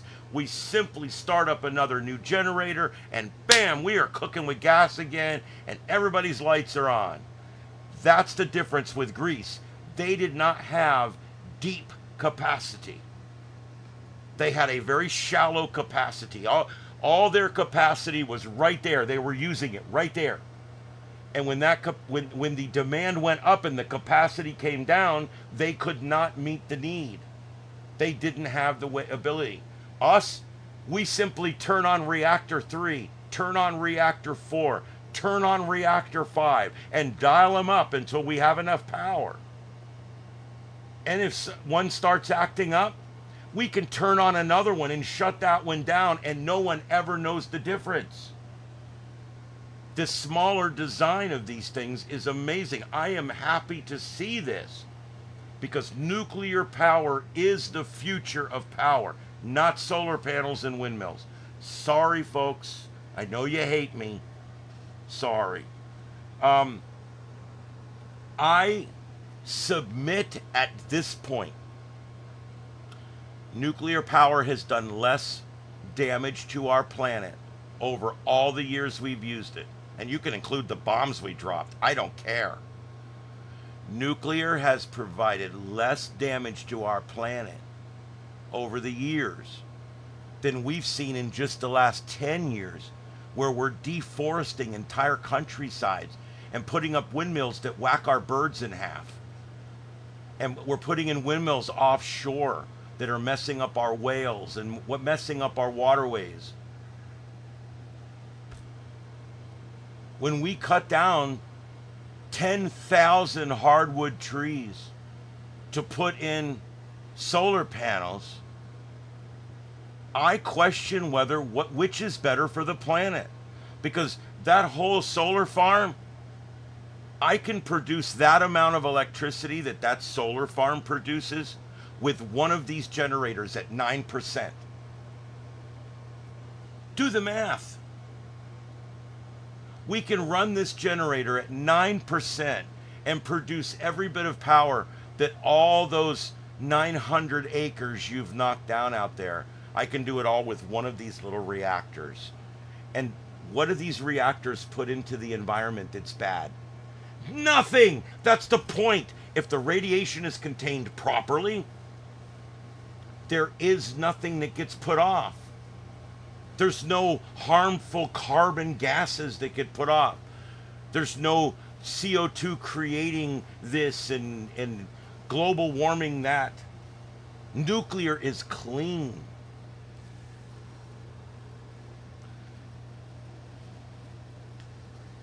These reactors, they utilize a passive cooling system. This is something that's brand new. Every reactor that's melted down, whether we're talking about, or tried to melt down, whether we're talking about Fukushima Daiichi, whether we're talking about 3 Mile Island, or whether we're talking about Chernobyl, okay? The problem was the reactants could not be stopped and the cooling system failed. That's the key. The cooling system failed. At Fukushima Daiichi, there would never have been a problem. If the generators would have started to run, if the water would have kept going through, there would have never been a problem. With this new design, the cooling system is in the unit, and the redundancies are built into the unit.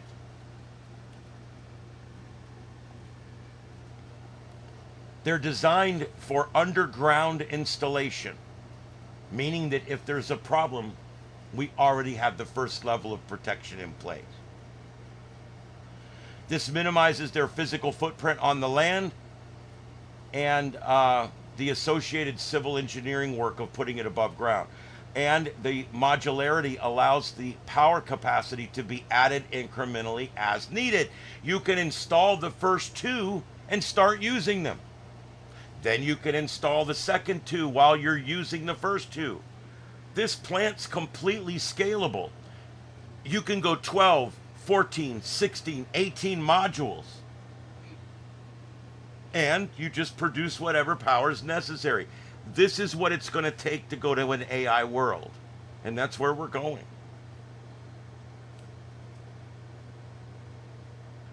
John Hopkins, who's the president and CEO of NuScale, the people who make these new reactors, notes how historic this is.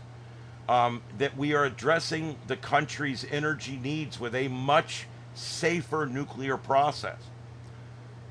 Together, we're ready as partners to meet America's surging demand for reliable, carbon-free baseload power, powering AI data centers, mining, semiconductor production, and of course, your home.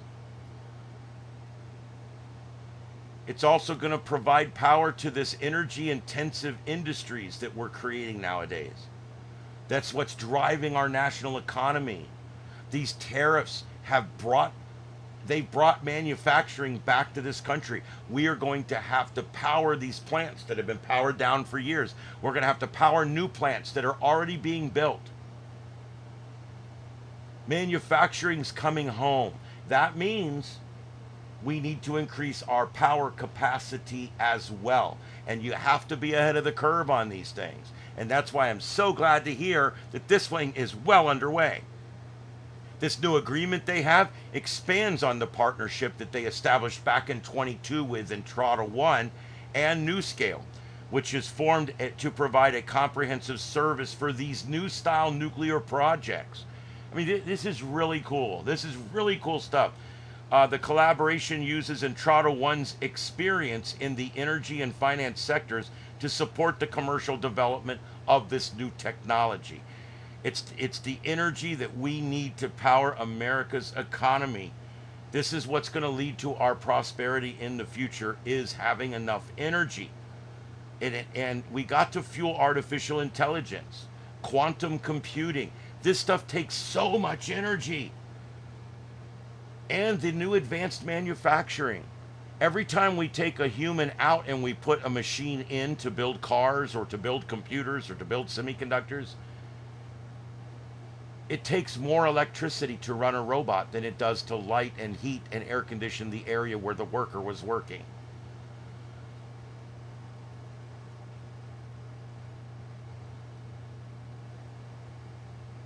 All right, I'm going to look through here and see fusion's getting closer. Yes. Cold fusion, neutral fusion, there's different names for different kinds of stuff they've been working on. I don't know, it's not there yet. Yeah, I don't know. Cold fusion is a way to make electricity without making the heat. That's a big deal. Right now, we have to use nuclear energy to create heat. We take the heat, we use the heat to turn turbines. Those turbines create the power. Cold fusion allows you to turn the fusion process directly into usable electricity. Um, Dominic, you're correct. I'll stand corrected on that.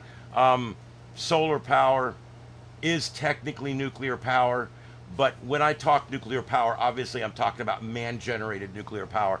But you're correct. I will stand corrected on that. The sun is a thermonuclear process, and so technically a solar panel would, I guess, be nuclear power. But let's not split that hair right now. Um, Galactic, yes, when I say ripping down hardwood forests, that could easily be applied to anything. If you put it over the ocean, you're stunting the growth of all the plankton and fish and everything in the ocean. If you put it over farmland, we're reducing the amount of farmland that we have. If you cut down a hardwood forest, you're taking away oxygen creation, you're taking away the Earth's ability to filter itself. And so I think that it's all bad. I think nuclear is by far the safest, cleanest way to produce electricity that humans have ever come up with. It also works quite nicely at stopping big, nasty wars. Um,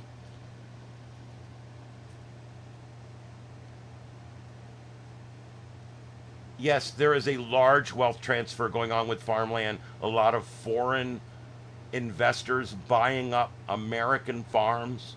It's a little scary. I don't like it.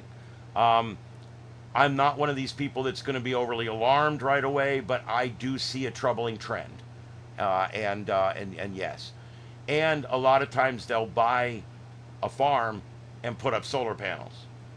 Well, that farm used to produce, who knows, maybe corn that produced E85 energy. Now, we can talk about this all day because it actually takes more energy to make E85 than you get out of it. That's why, I don't know if you guys have heard. Have you heard the word ethanol spoken in a while? It's going away. Not because of Trump, not because of Republicans. It's going away because it never should have came in the first place. Do you know the only way that E85 fuel is available to you? The only way is because the government subsidizes it by 40% or something. That farmer makes the corn. That corn is harvested and sent to a plant to be made into fuel. The electricity that it takes to make the corn into fuel sometimes equals nearly as much as the heat energy we will get out of the converted corn product that we're making, the fuel that we're making. So if I'm using electricity to make the gasoline, and then the gasoline's less efficient, this new biogasoline is less efficient than regular gasoline, and it is. It's only about 83% as efficient as regular gasoline. It gums up motors. That's why motor has to be built a certain way to run it. That's why your vehicle's either a flex fuel or it's not a flex fuel. The problem we're having is, I thought it was a great idea at first, but you start doing the math and you're like, wow, guys, it's not working. You go to the gas pump. The E85 fuel is the same exact price as regular unleaded. Do you want to know why? Government subsidy. It takes 40% more money to make ethanol than it does to make gasoline. Fact. So, the government has to pick up that 40% in order to make it the same price. We've got gas stations around here that are all producing ethanol free now. Most of our big gas stations down here have an ethanol free option. It costs more to buy ethanol free fuel. You guys know you have the E85, you have the E15. Most gas is E15 now. It's 15% ethanol. And now, if you want to buy gasoline that's pure gasoline, you have to pay 28 more cents a gallon. Why? Because the government's not subsidizing it. When you take the government subsidy out of solar panels, out of windmills, out of E85 and E15 fuel, when you take the government subsidy out of any of these things, it suddenly does not become economical. What that means is it was never economical to begin with. The government artificially made it economical for a period of time.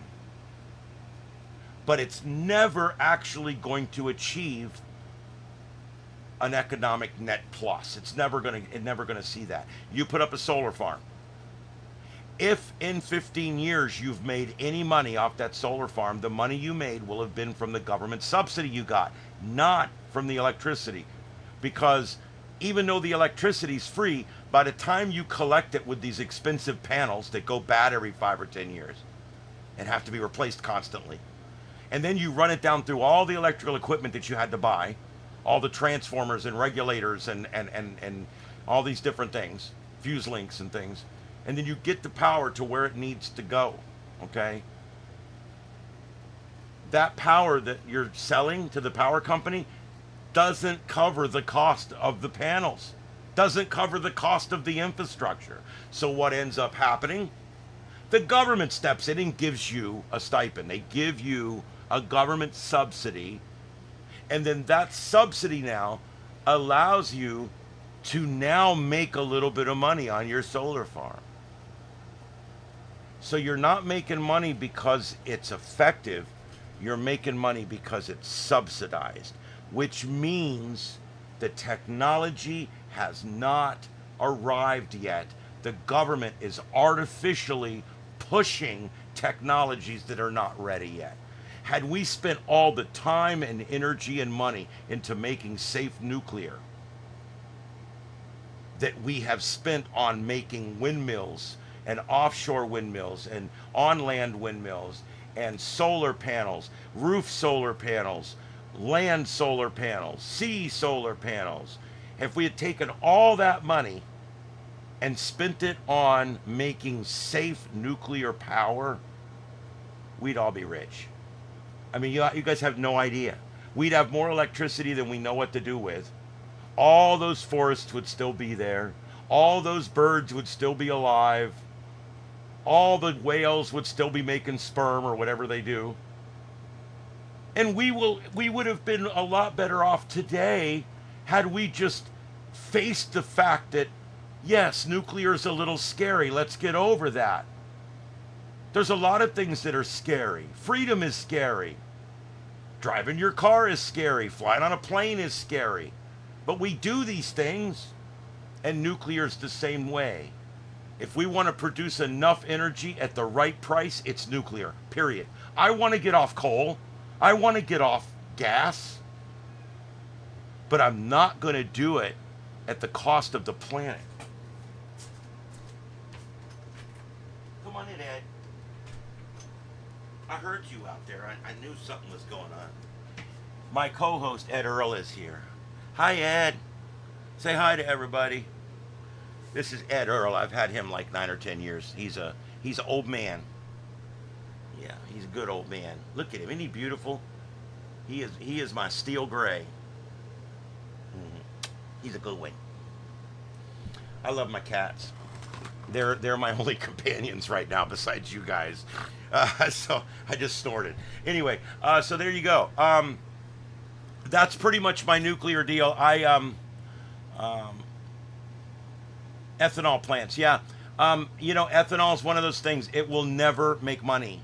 Now, again, if you're selling ethanol, you can make a little money doing it, but you're not making money on the corn. You're making money on the subsidy. You're making, the government's paying you to do something that's a loser. It sucks.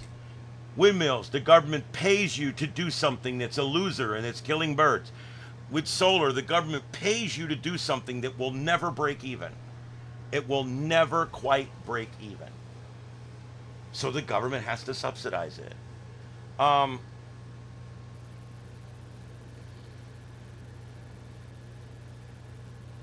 Sure. Yeah, I get that.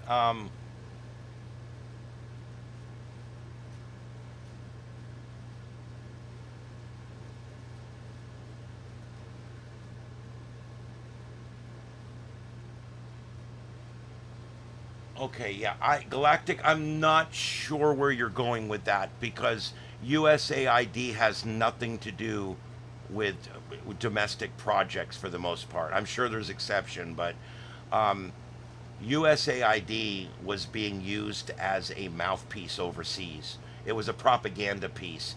It was no different than it's no different than dropping leaflets from a plane. USAID was a way to say, hey, if you want to do this, we'll give you money to do it, but you have to do it our way. It was simply a way of exerting our power globally. And I don't believe in exerting our power globally. I don't believe in globalization at all. I believe that each country needs to survive on their own.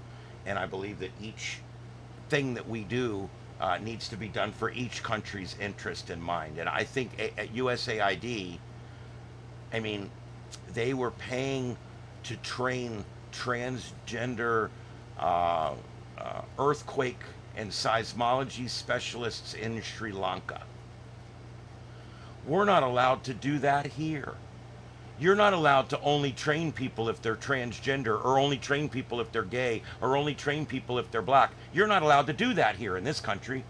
But yet they were paying to do it in other countries. So I've been against USAID for a long time, for a number of different reasons. So yes, it sent a lot of food to developing countries. How long is the United States supposed to be the savior of the world? I mean, don't people realize we have the same things here they have? We have the same resources they have. We have the same trade they have. We have everything. They have everything. Why do we have to provide everything? You know, nobody provides us anything. We provide trillions in aid. And it is in many different forms. Billions in direct cash aid. And we really need to rein that in. We need to rein that in, because when we send money overseas, it never makes it where it's going. Do you think any of that food reaches the hungry people in Palestine? Do you think any of that food ever reaches the hungry people in Brazil? I mean, it doesn't. The government takes it and says, thank you, and they eat it. It's all just a waste. We have to stop being the policemen of the world. We have to stop being nation builders. We have to stop fighting wars to make people's countries better. We need to do our own thing and let them do their own thing. That's how I feel. I'm not against a little help here and there, but all help has to sunset. All help has to only last so long.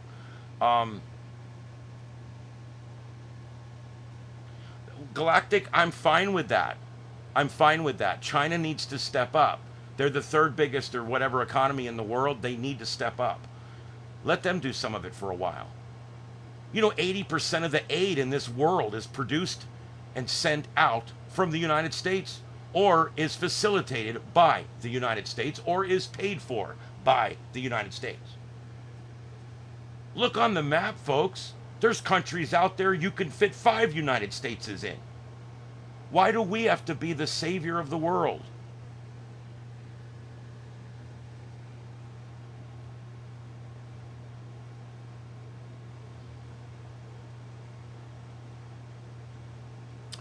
Thousands of windmills off Interstate 29. I hope there's birds left up there. That's fine. They're making power. They're up. Let's use them. I'm not for taking anything down. I think what we've got up, we need to try to keep going because we've already spent the money. I'm not anti-green energy at all. As a matter of fact, I'm pro-green energy that works. Nuclear is green energy. What's the definition of green energy? Carbon neutral, right? It's carbon neutral. It doesn't hurt the planet. I mean, there is no electricity that does less harm to the planet. Yeah, I don't believe in any force overseas. I don't believe in nation building. I don't believe in what we did in Iraq and Afghanistan. I don't. I'm not pro-war. I'm anti-war. And I think it's hilarious to me how 30 years ago the Republicans were the pro-war. The Republicans were the neocons. They wanted to go fight every battle. They wanted to go get Saddam Hussein and go get that bastard and kill him. And guess what, guys? None of that worked. All those countries have reverted back to the 6th century like they were before. None of that money, none of that blood that we spilt in that desert did a damn thing. Guess what? Now the Democrats are the pro-war party. Okay, Ed, I'll let you out. There you go, buddy. There you go, Goop. That cat's very vocal. When he wants in, he yells. When he wants out, he yells. All right. So, you know, you have to look at it that way, that, yeah, the Department of War thing is simply branding. You've got a man in office right now that's a businessman, and he understands branding. That's all it is. You can make it whatever you want, but it's branding. Would I have done it? Probably not. But it's branding. I understand it.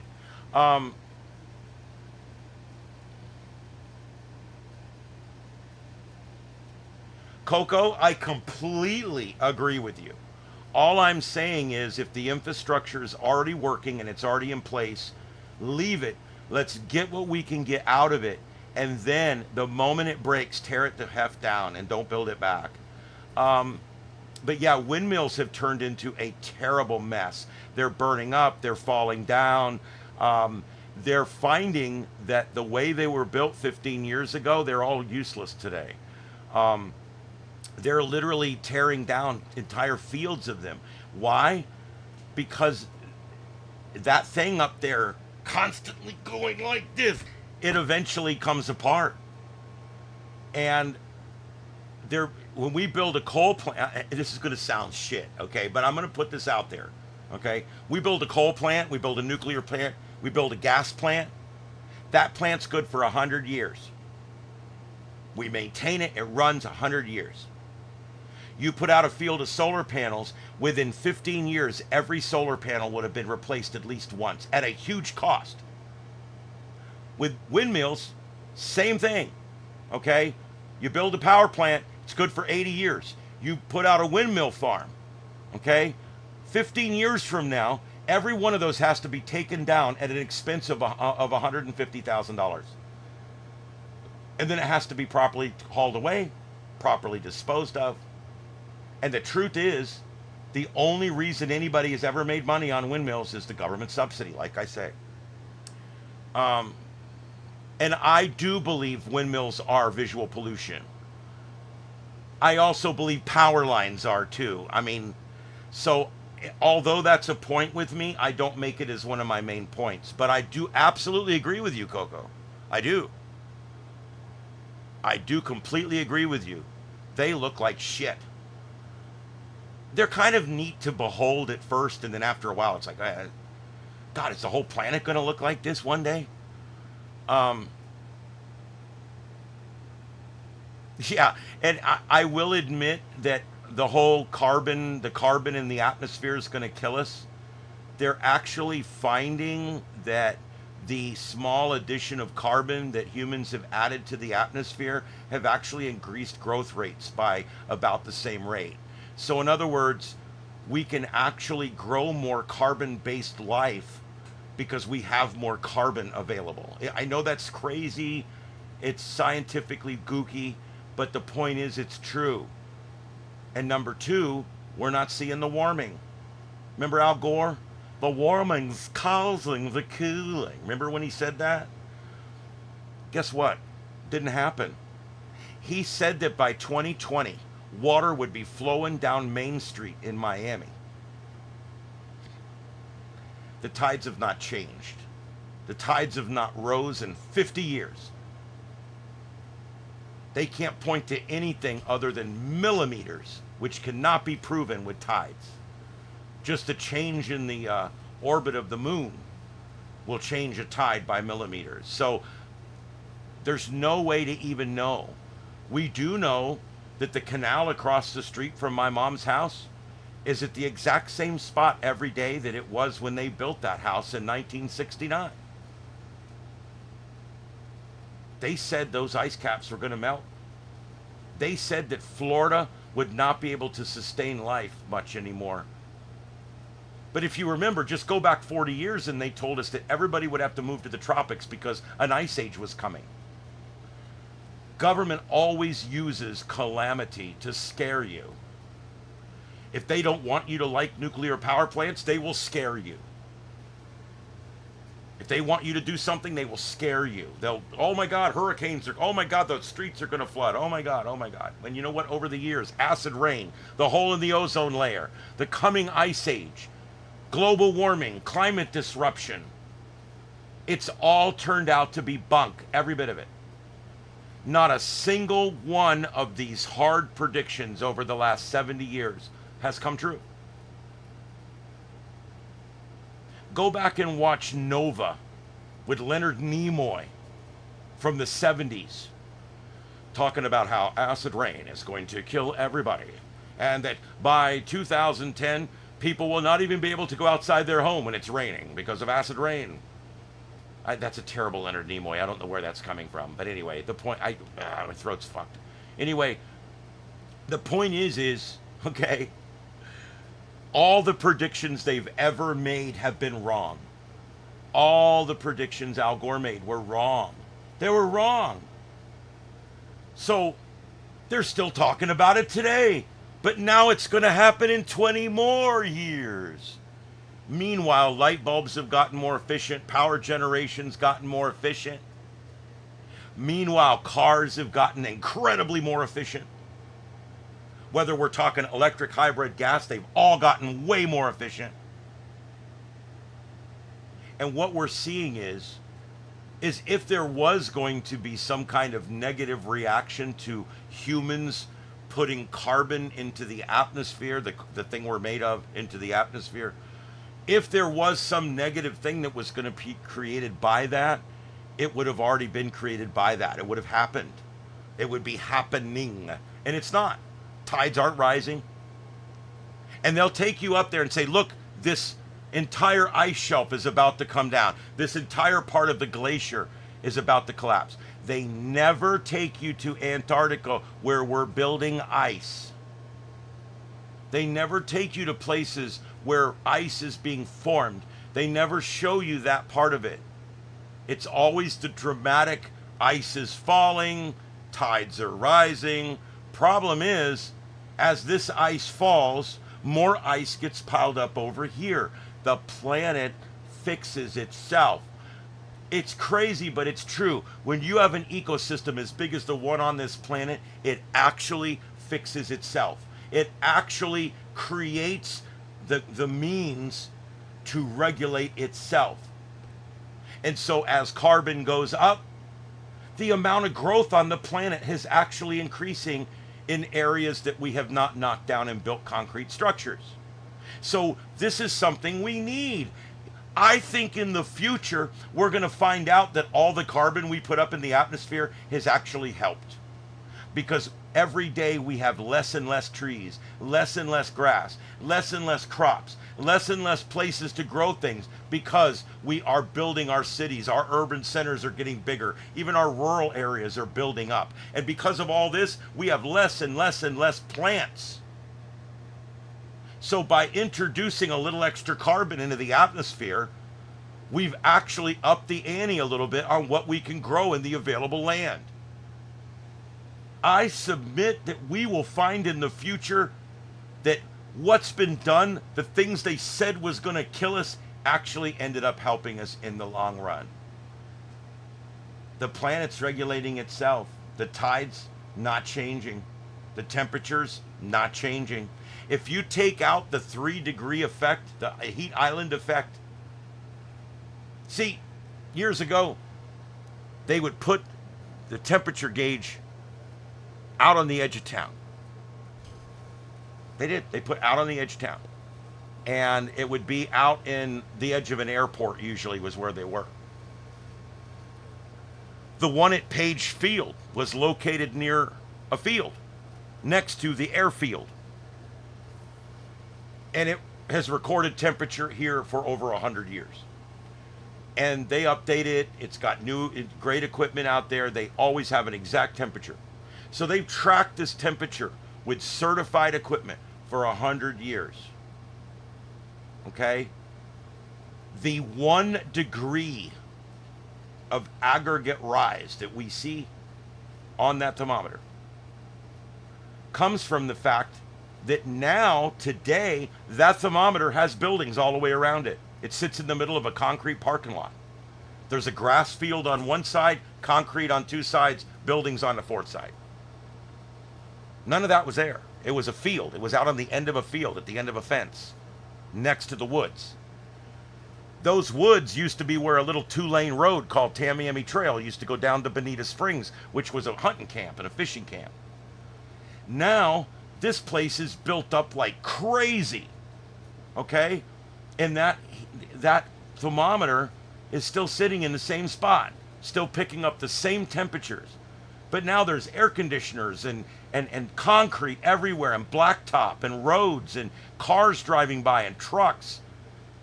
And all of that going on has only produced a 1 degree rise over 100 years. That's called heat island effect. The truth is, the temperatures aggregately have not changed in 100 years.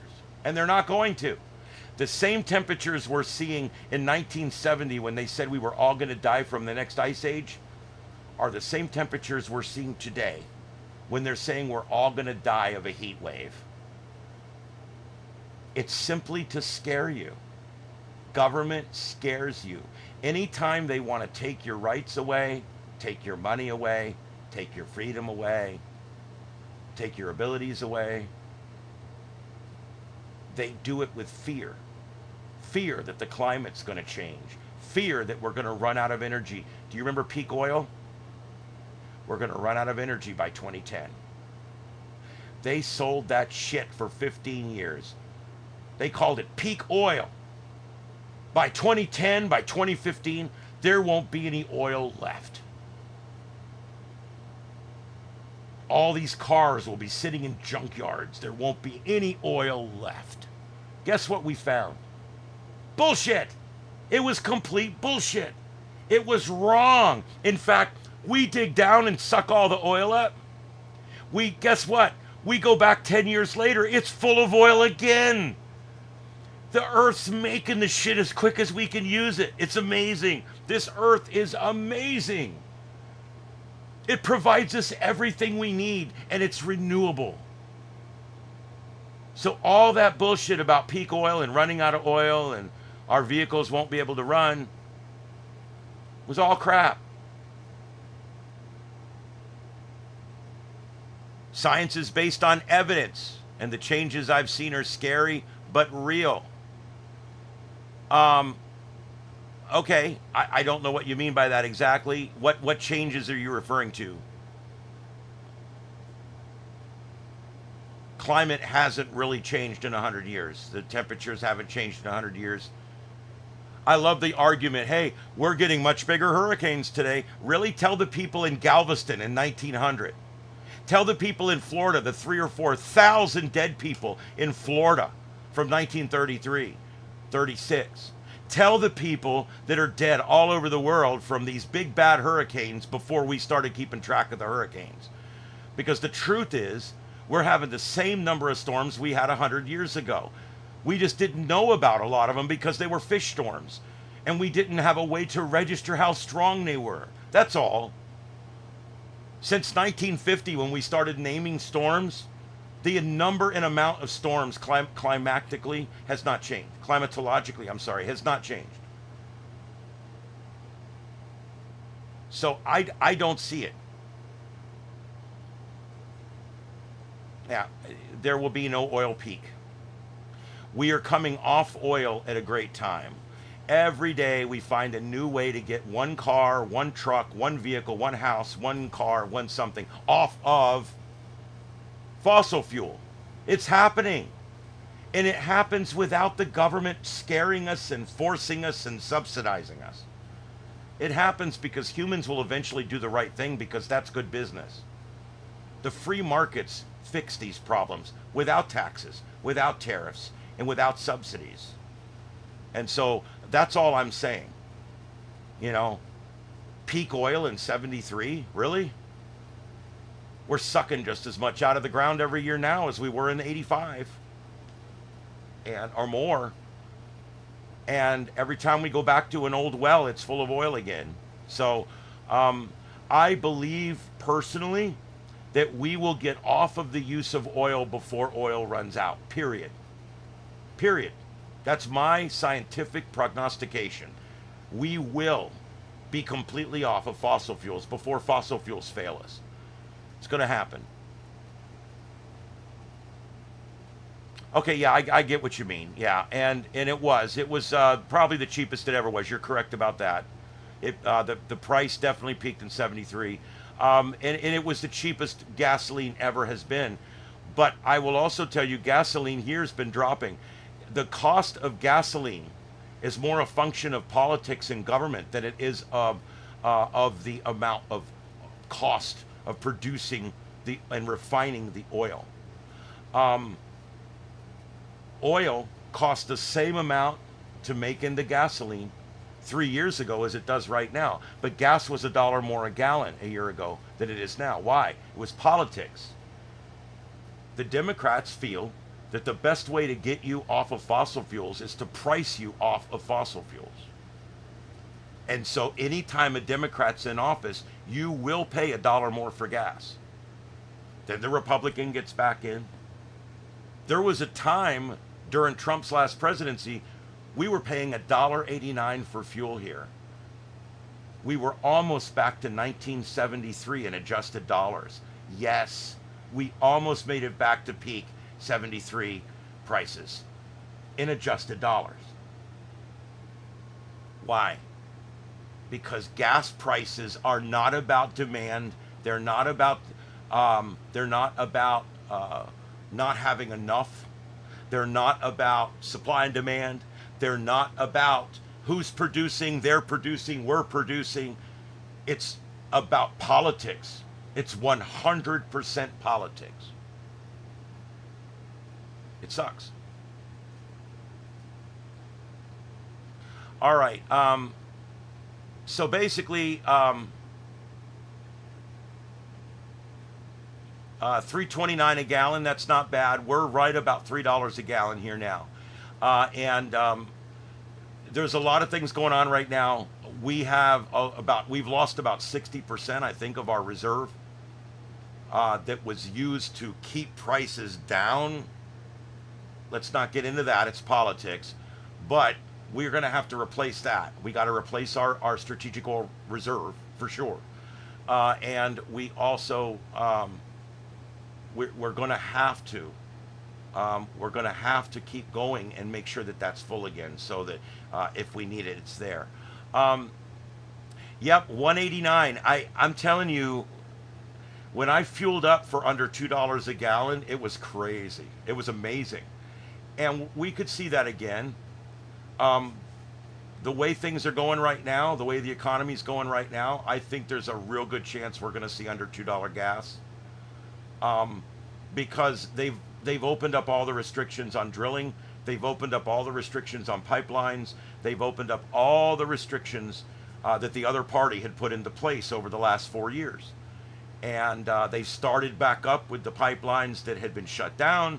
And they're doing, all this had to be done, because what we really need to do right now is get that production back up to the point that we're making. When gasoline gets down to $2 a gallon, our economy is like wildfire, because gasoline controls everything. The cost of gasoline controls everything. It controls the price of everything you buy, because everything you buy is delivered by gasoline and diesel fuel. So, because of that, every aspect of your life is directly affected by how much fuel costs. It's not just what you put in your tank.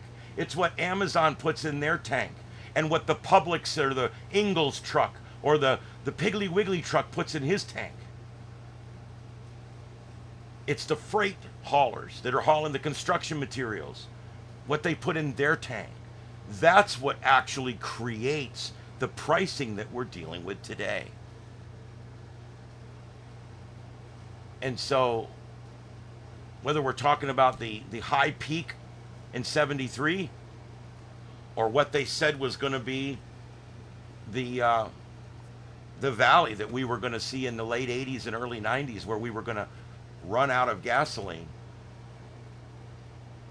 all it ever did was affect the price that you have to pay for gasoline. The same amount of oil has been in the ground the whole time. What you pay for gasoline is political. 100% political, because it's foreign policy. It's domestic policy. It's drilling policy. It's pipeline policy. It's use policy. And that's set by the administration.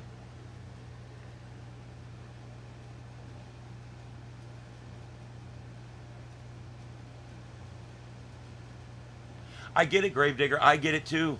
I'm doing better now than I was 8 months, 9 months ago. But I've had some personal changes too. So I'm not necessarily blaming or not blaming the president. I'm just saying I'm doing better now than I was 9 months ago. I've got a car now. I'm able to buy things for the studio. I'm able to push forward. I was in dire straits 9 or 10 months ago. I really was. Groceries have only come down a few cents. I get that. But gas has come down quite a bit. And we're seeing a lot of other things come down too. I think it's getting a little better. You have to remember, the economy runs about 2 years behind policy. Okay? So in other words, whatever the president does today, you will not see the full effect of it for 24 months.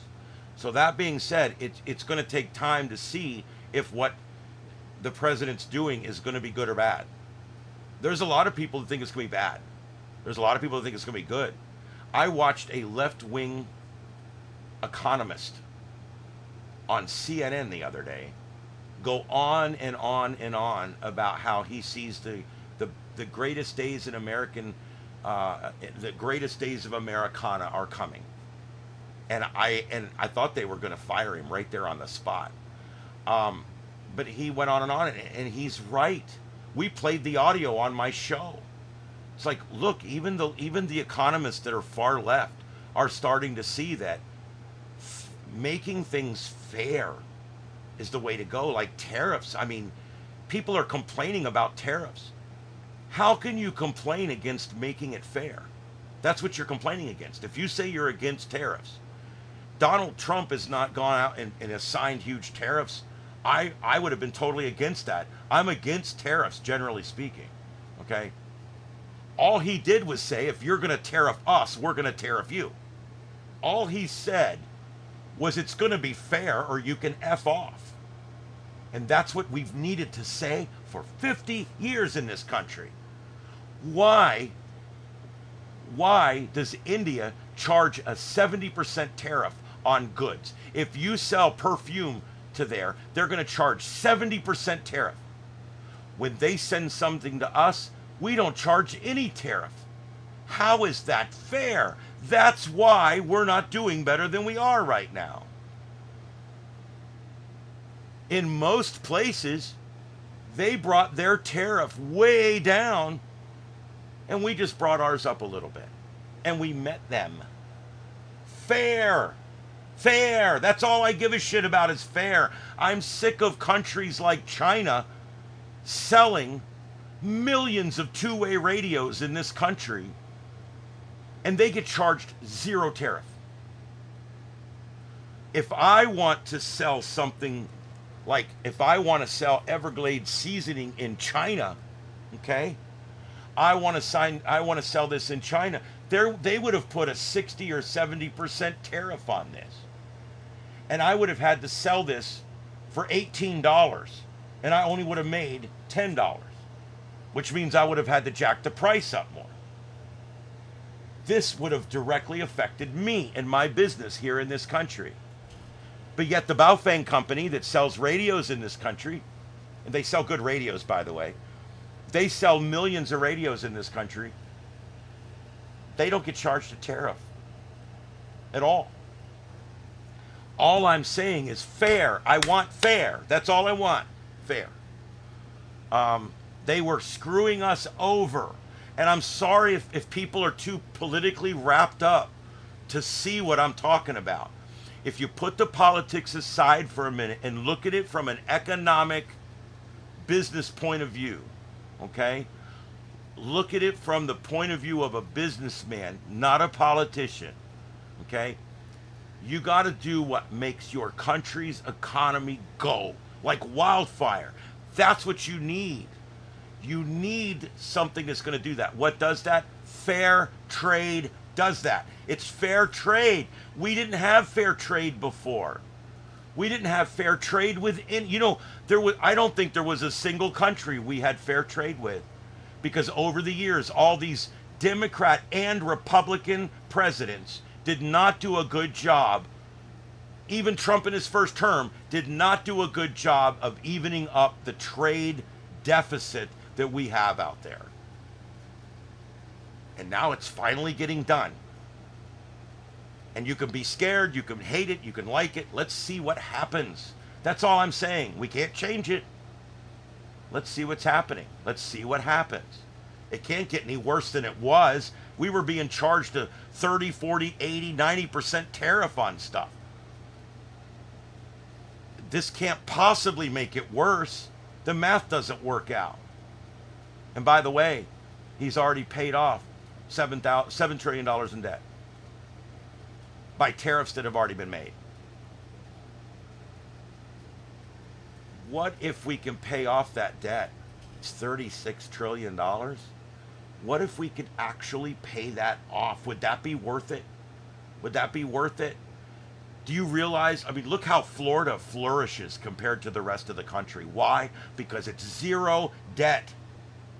Our state, our counties, our cities, our fire districts, they all run in the black. The service of our interest every year federally is trillions of dollars. Trillions of dollars.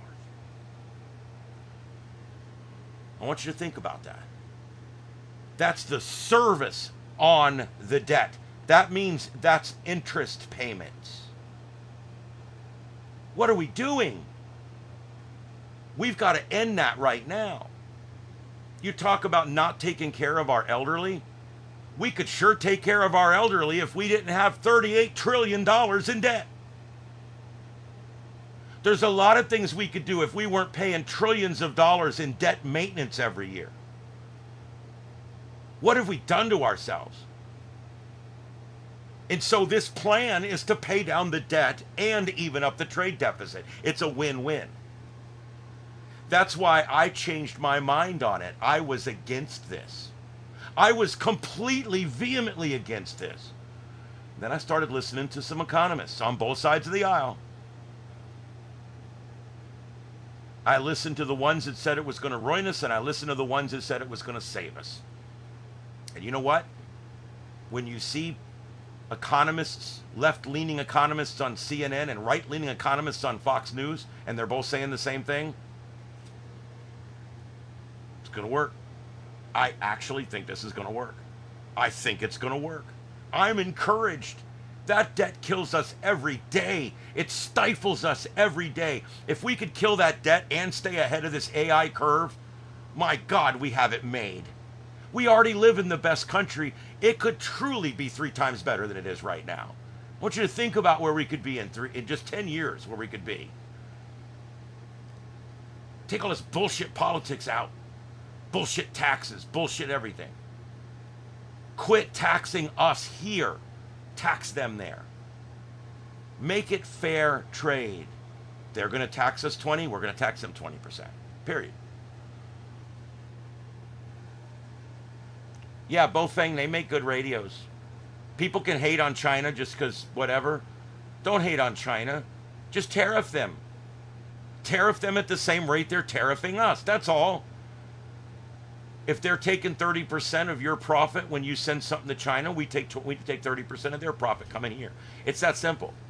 And whether you like one president or hate another president, who cares? There's things Trump's done that I absolutely, vehemently disgust me. There's things that Biden did that vehemently disgusted me.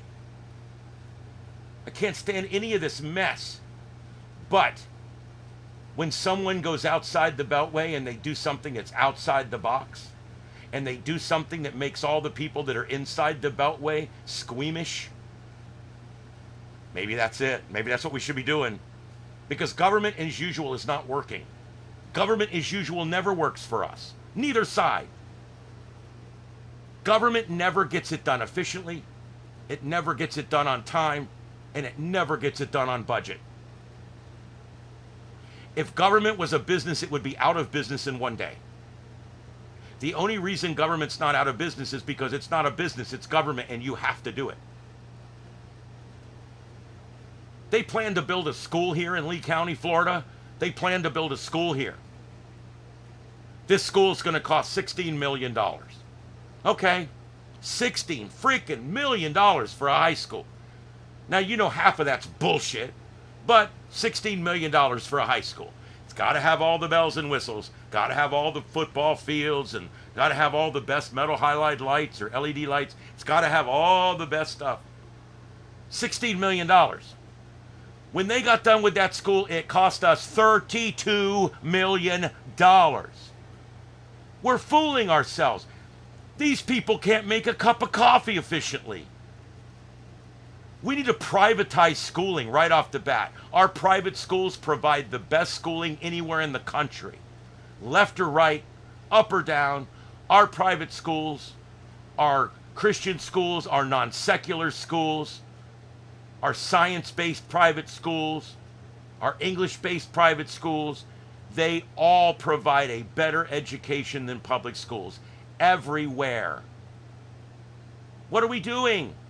We should have privatized schools a long time ago. Galactic, taxing the rich does not fix the problem. You could tax the rich 30 or 40 more percent than you tax them now, and that will never take away any of the debt. Okay? Taxing the rich is not going to get us out of this problem. We've had 3 different presidents over the last 5 decades that tried this, and all it did was tank the economy. Taxing the rich is not going to get us out of this problem. The rich did not get us into this problem. The rich are people who have done it right. They've made money. They ran a good business. Some of them it was given to them, and now they're managing it, whatever. But the point is taxing the very people who have been successful in our society to death is not going to ever provide the money that you're going to need to do these things. It's just not.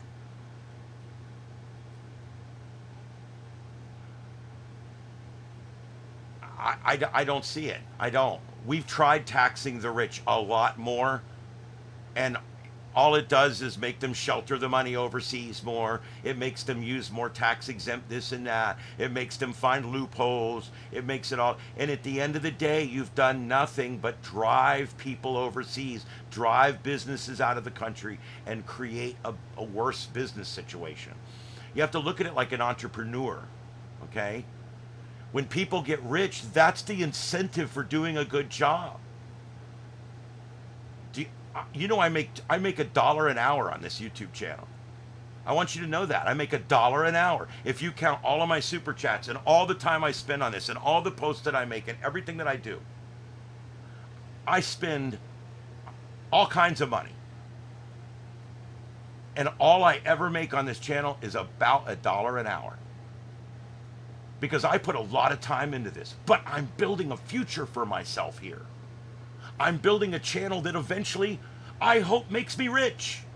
That's the incentive. There's nothing wrong with striving for excellence. There's nothing wrong with finding something and doing it hard for 5 years. I know business people that never made the first dime until their 3rd year. But they kept going. My uncle started a shop. He started a shop back in his late 20s. He started a mechanic shop many years, back in the 70s, whatever it was. He started that shop. That man didn't take a paycheck from that shop for the first 2 years. Now, his family owns it. They make great money. They do good. That was the incentive. By taxing the rich people to death, you're simply moving the money around and taking away the incentive to do excellence. It's the incentive to do excellence that it's what makes wealth important. I've never had wealth, but I work every day so that in the hopes that by the time I get old, I'll be able to have the things that I want. And I'll be able to do the things and travel to the places and see the things that I want to see. So, the little that's gained by taxing the rich to death will not fix our problems. You could tax the rich 30 or 40 more percent, and the money that would have made over here in 5 years, you could recover in 5 months with tariffs. Do I want to incentivize our rich people who have worked hard for their life? Or do I want to incentivize over here the people who do not do fair trade with us? The people who do not care about us as a country or do anything, foreigners that have foreign interests. No, I want to incentivize our local people, our rich people here that got rich because they worked hard. My boss at my radio station owns the company. He started as a board operator.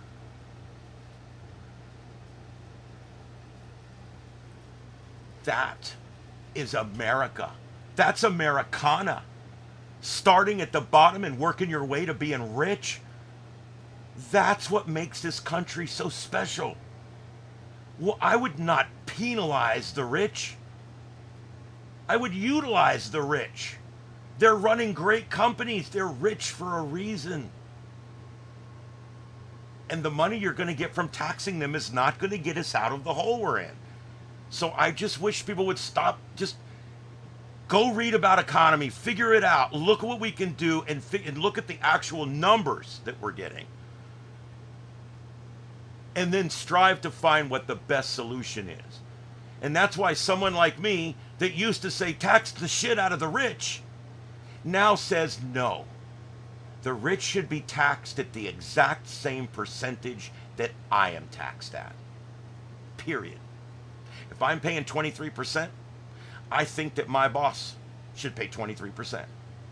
And I think that the mayor of Fort Myers should pay 23%. And I think that the guy that owns Nike should pay 23%.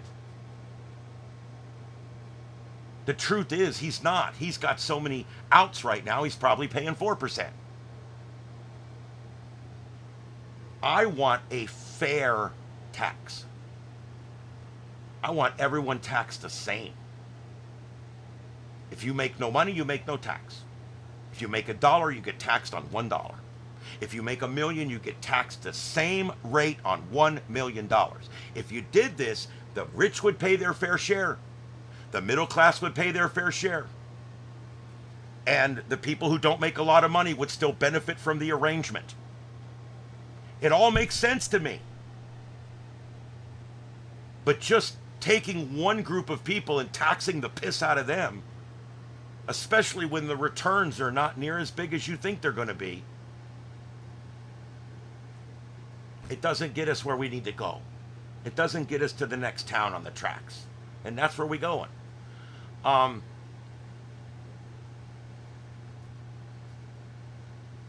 Yes.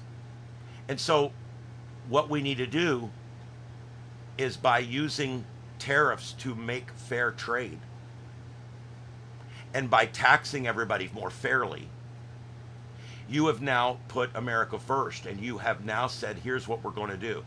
We are going to incentivize people in this country to own and operate good businesses. We're going to incentivize people to strive for excellence. And we're going to penalize those other countries that don't give us fair trade.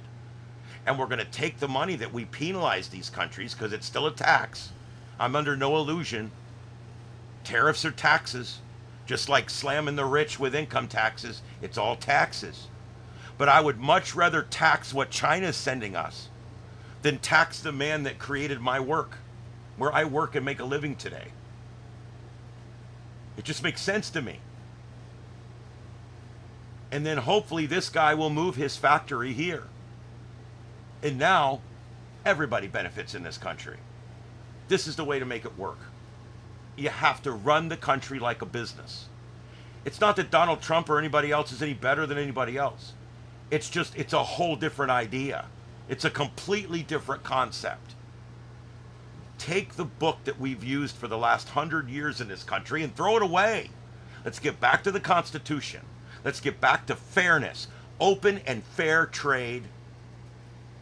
And let's quit getting preoccupied on things like global warming, which, again, every time we scientifically believe we're right, we scientifically find out we were wrong. And that's what's happening now with this latest fiasco. Do you know how many billions and billions, even trillions of dollars have been lost in business and in government over the last 10 years because of the threat of global warming? It's a lot.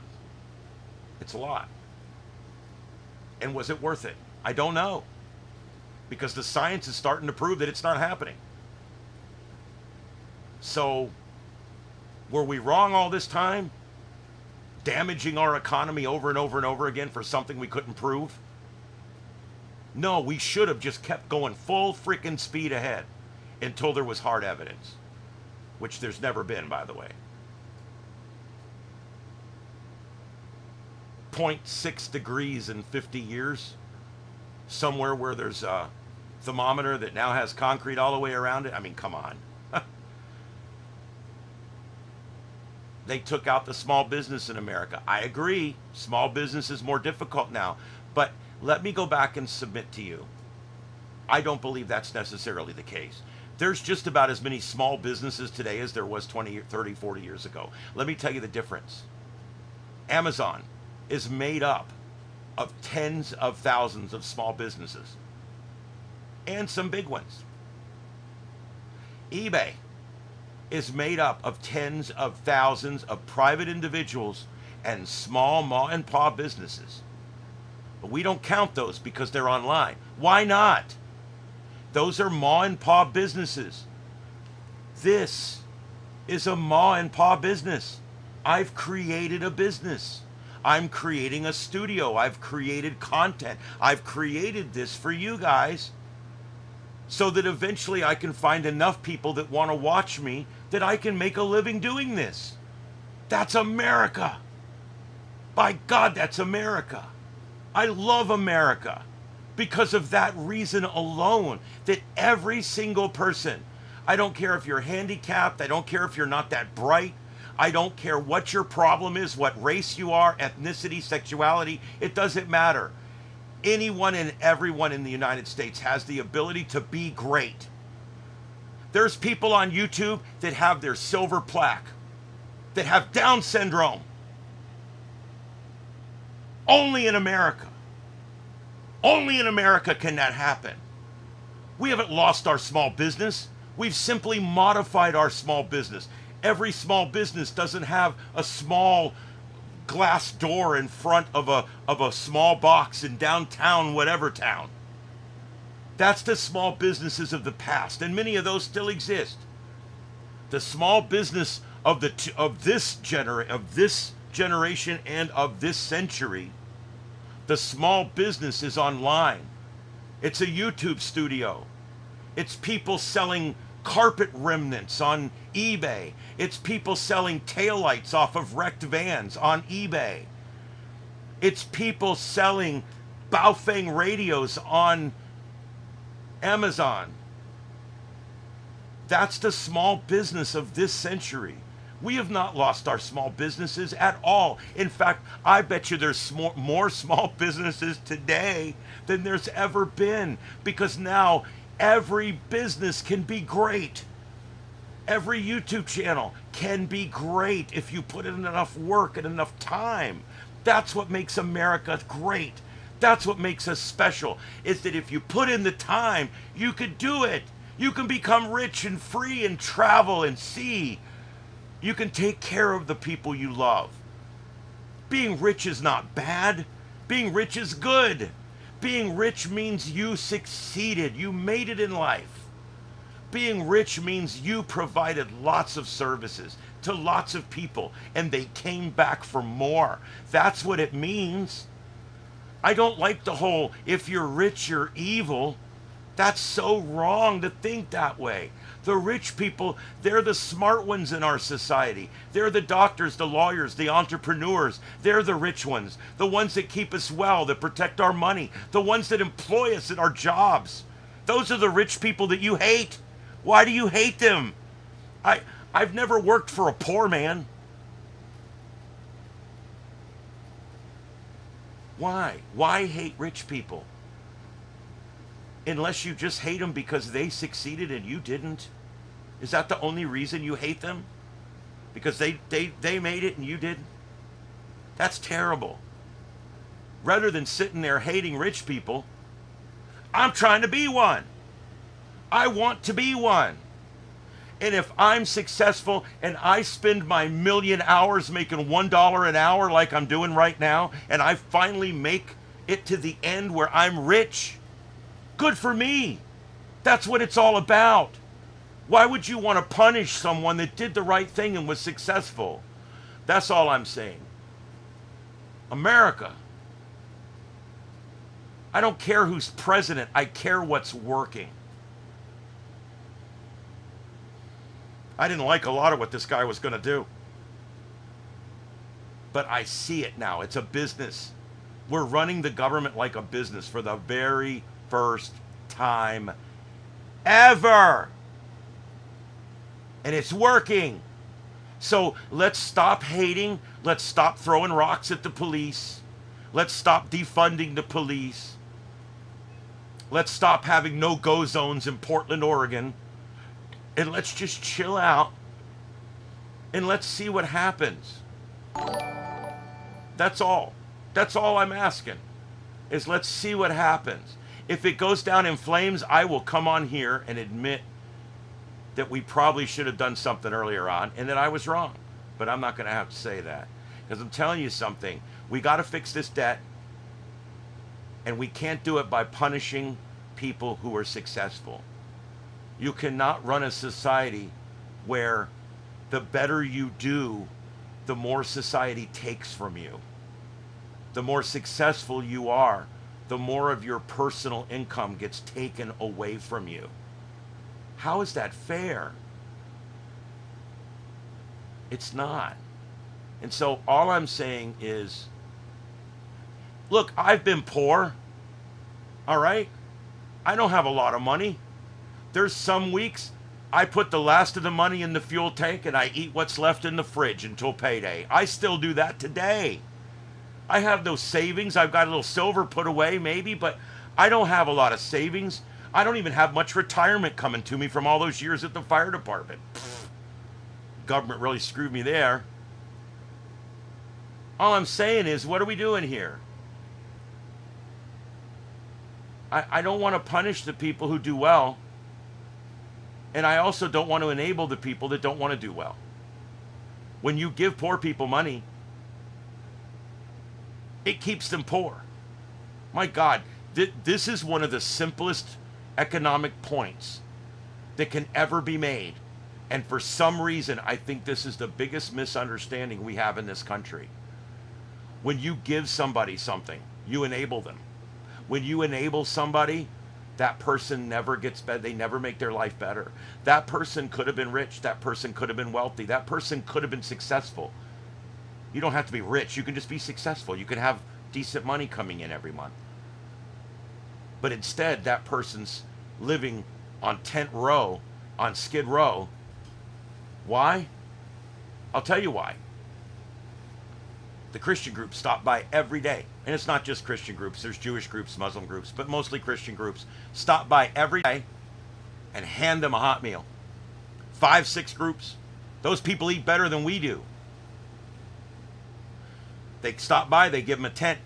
They stop by, they give them whatever they need. Bottles of water, cases of water. They give them everything they need. And then they go shit in the alley.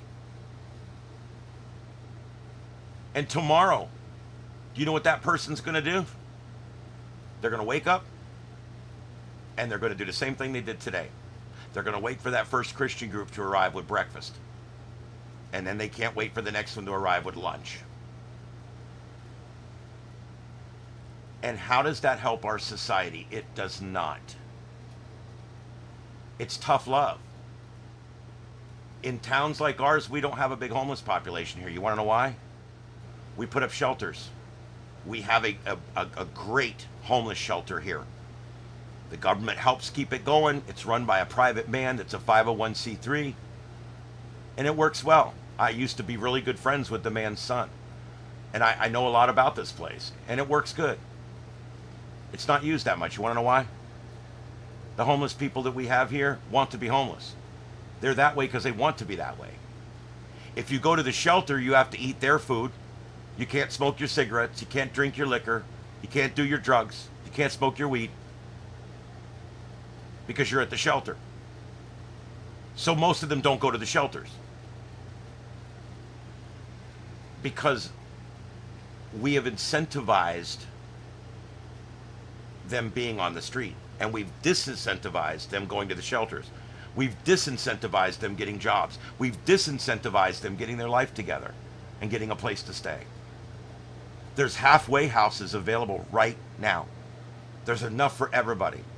May take a few months to get everybody through the system, but there's enough halfway houses here for every homeless person. Now, we don't have that big a problem here in Florida with homeless. We don't, because we don't have a society here that enables them like that.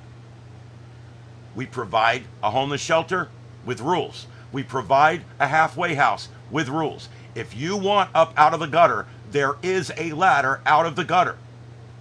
But you have to decide to change your life. And most of these people won't do that. Why? Because they're enabled. They're enabled every single day. They're given free food every single day. So they've never strived for excellence. They never do anything better.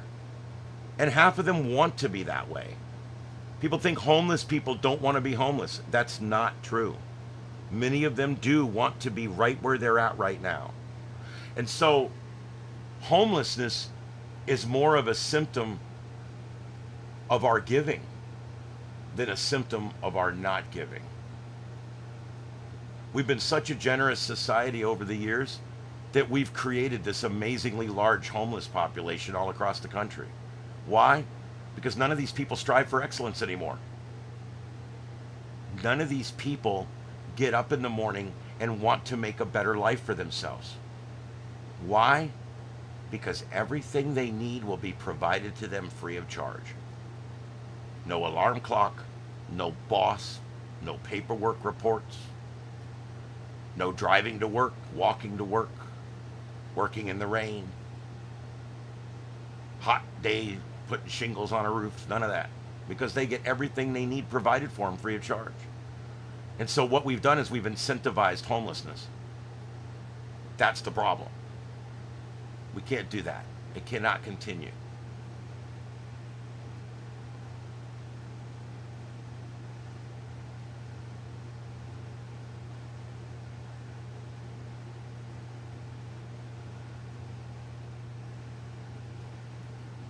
I'm not sure what you mean, Carlotta. I'm not sure what you mean.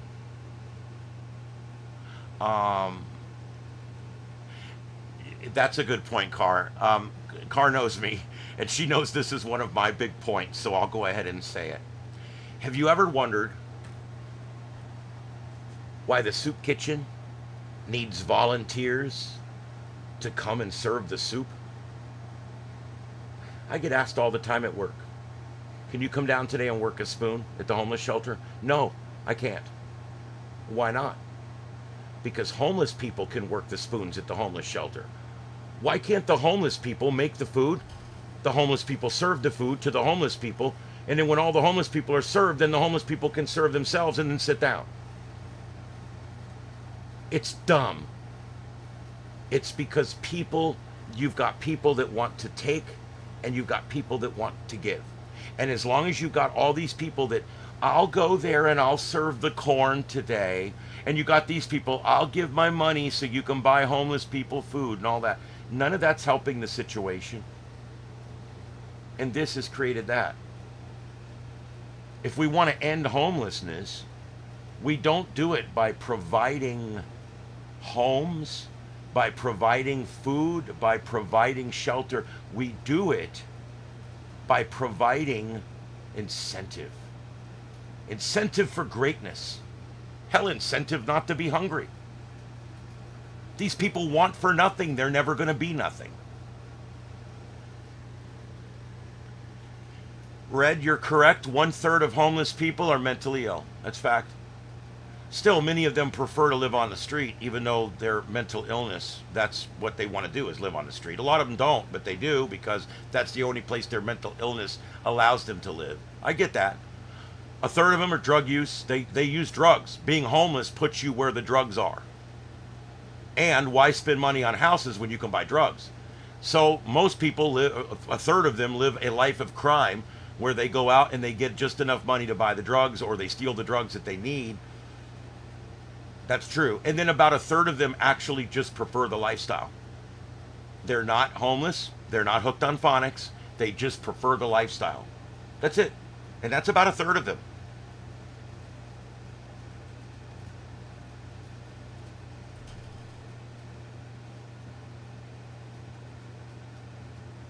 I wouldn't speak on a life I don't live. Well, I'll tell you this, I've never been homeless. I can tell you that. And I've been somewhat poor. I've been down to nothing a few times. I've been there, done that. But I will tell you this. I was a cop for a while. I'm a retired fire chief. I drove cabs for a little while. I now work for the media and have for 14 years. So to say I have some unique points of view on this stuff would be accurate. And one of the unique points of view that I've taken is on homelessness. We're treating homelessness completely back assward. And it's because nobody wants to make it hard on anybody. But the only humans that ever get anything done are the ones that have to go do it. And what I want to do is get our homeless people to strive for something. I don't want to give them a free cell phone. I want to give them something that will give them a hand up. You always say, I want to give them a hand up, not a handout. That's true. There's been no truer statement ever made in the world that you can actually help people a lot more with a hand up than a handout. And you know what a hand up is? Tough love. A hand up is tough love. No free food today. You want to eat? Get your ass up. Come mow my yard, and I'm taking you to lunch. You know what I did for years ago? This was something I used to do years ago, before we all had cell phone cameras. I used to pull up to these I'll work for food guys. We've still got them here now, to this day. I'll work for food.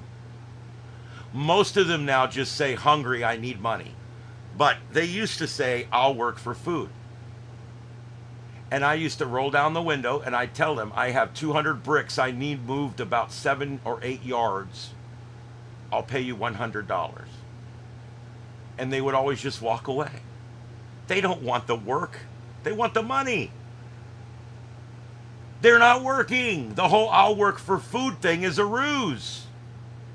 I never once had a guy say, okay, can I do it today? Never once. I must have asked 100 of them over the years, in Florida, in Ocala, all over Florida, Tampa, Ocala, all the different places. When I was going to the my instructor's school and my inspector's school up in Ocala, they had a lot of them up there. We used to have 3 or 4, 5 firefighters in the car, and I'd say stop, and they'd stop, and I'd roll my window down, and I'd say, hey, I got about 200 cinder blocks. I just need them moved about 10 feet, stacked back up neatly. I'll give you $100 bill, and I'll feed you lunch. And they would just look off the other way. They wouldn't even respond to me. Work for money was never in the equation.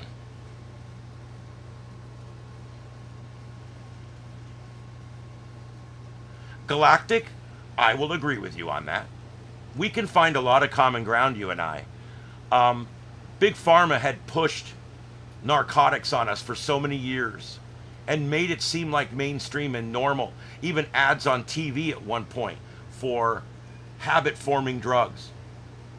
And they've caused a lot of the drug problem we have today. It's not fair to blame all of anything on one source, because there's a lot of other things out there that have created the drug problem. Believe it or not, the government's war on drugs has actually created part of the drug problem? Sorry, it's true. The war on drugs has been a complete abstract failure. So is the war on homeless, the war on poverty, the war on terrorism. Hell, the war on North Korea, still in a ceasefire. We don't really win wars around here.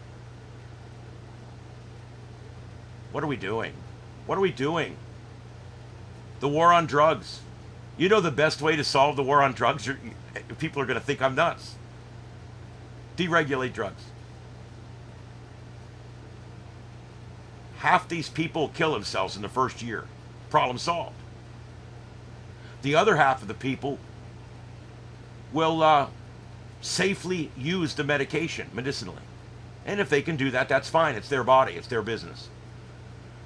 I don't care. I'm sick of spending, get this, $1 trillion a year in local, state, and federal drug interdiction.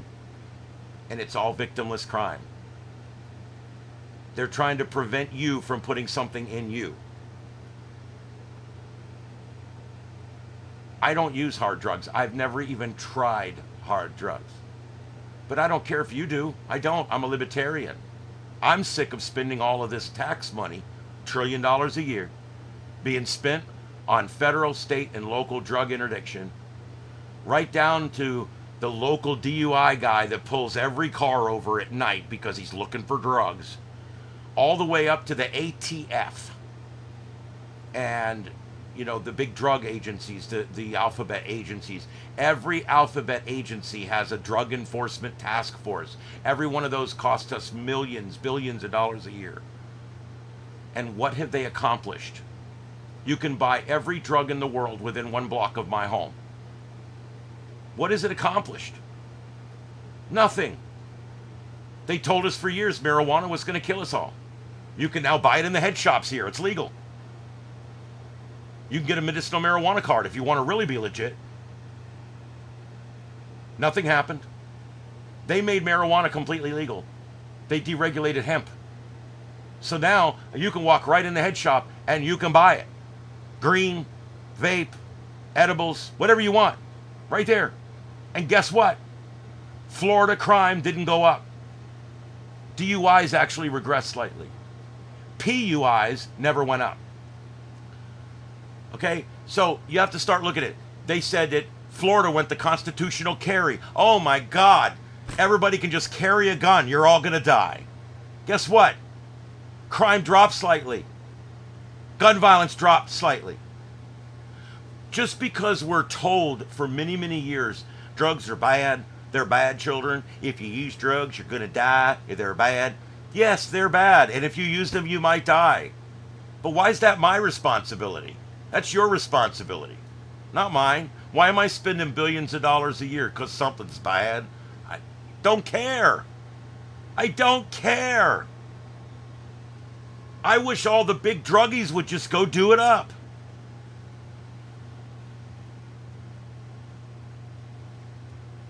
Yes, the war on drugs made the problem much worse. Absolutely. And the war on drugs has killed thousands of people. How many people have been killed in these raids? And killed in these interdictions, and killed in these arrests, and killed in these pursuits? Over drugs, over a victimless crime. I think what you should do is up the ante on burglary, robbery, rape, gun violence. Take all the people in jail for drugs out. And double the jail time for burglary, robbery, rape, and murder. Is this that complicated? This is not that complicated, is it? If you suddenly realized, hey, if I jump this man's fence and I go inside his house and I steal his VCR, I like to use that reference because it's so 1993 when I was a cop. If someone goes in there and steals his VCR and takes off running with it, instead of giving him 3 months in time served or 6 months of probation, you put him in the frickin' jail for 6 years. Burglary will drop to almost nothing in the first year. we can almost eliminate the problems because people won't have to burglarize houses if drugs are legal. Because most of the time when people are burglarizing a house, it's because the drug they want is illegal and they need a lot of money to buy it. So your house is not being burglarized because of drugs. It's being burglarized because of the war on drugs.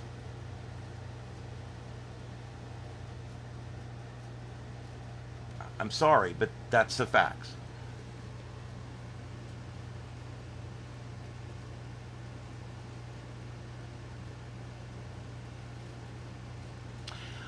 Gravedigger, okay, I can understand that. There's a lot of pot shops and CBD shops and vitamin D shops, and there's a bunch, I mean, head shops and smoke shops and tobacco shops. Yeah, there's a lot of them popping up.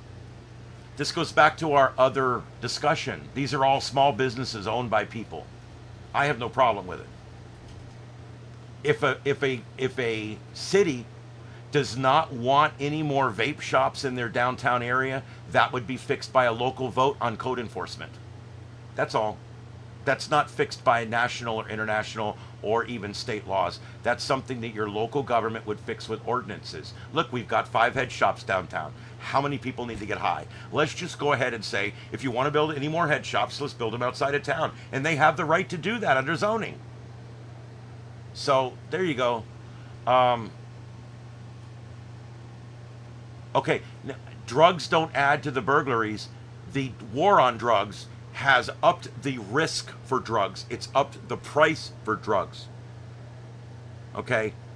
And it's also ruined people's ability. They get arrested for marijuana, they get arrested for cocaine. Now they can no longer work a good job and make good money. You've created a burglar. When you arrest somebody for drugs and you take away their ability to have a good job because of that criminal record, guess what? You've created a burglar. That's now his job. He's now a burglar. Because you took away his ability to ever have a good job because of that criminal record. So I submit again. It was the war on drugs that's creating the crime spree, not the drugs.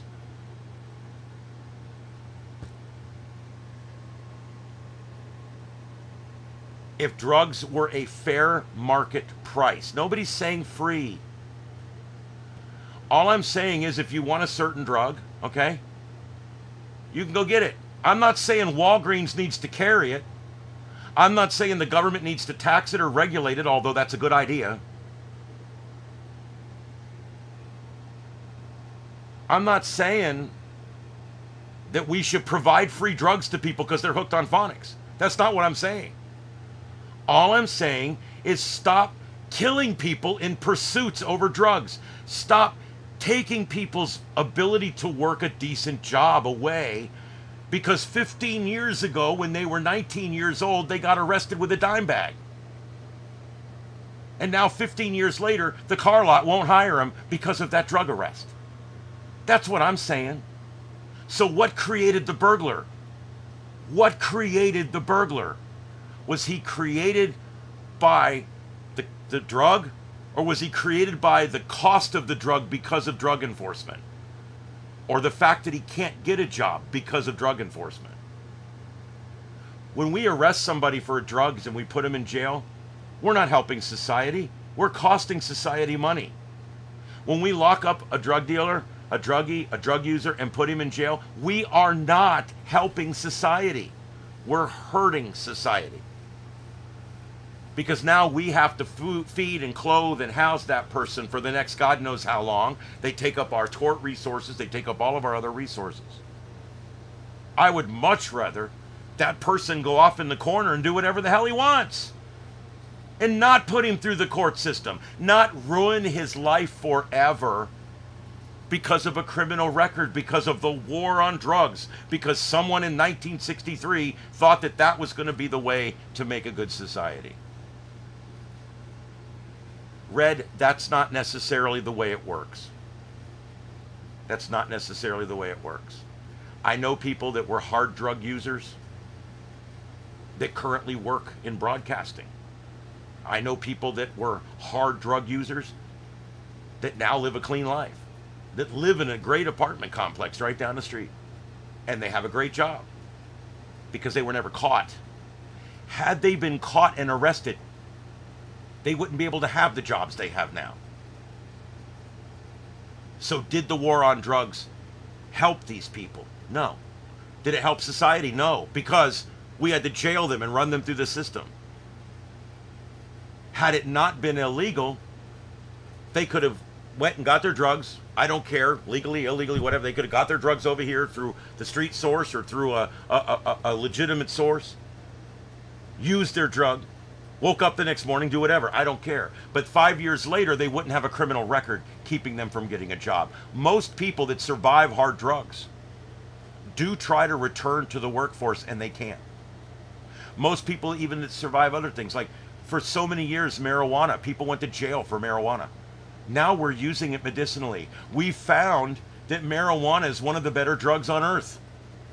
It's easier on the system. It works for more symptoms than any other drug on earth. So what did we do over these years? We took away hundreds of thousands of people's ability to work because we thought that marijuana was going to destroy the earth.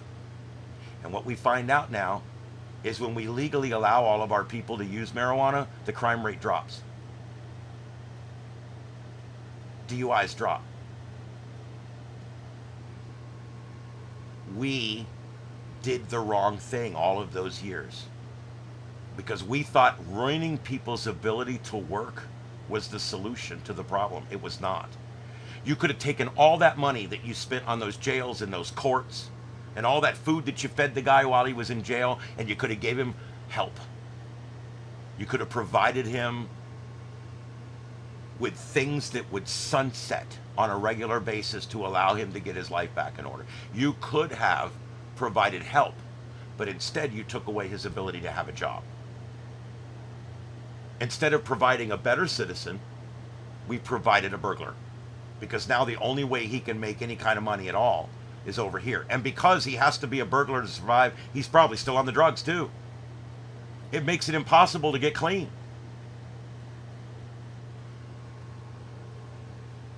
We jail more people in this country than most other countries. We jail a higher percentage of our legal citizens here than almost any other country in the world. A lot of countries are realizing that over-incarceration and ruining people's criminal records and things like that are not the best thing for a society. But see, we're afraid because drugs are scary. We cannot be afraid of things like I talked earlier about nuclear power plants.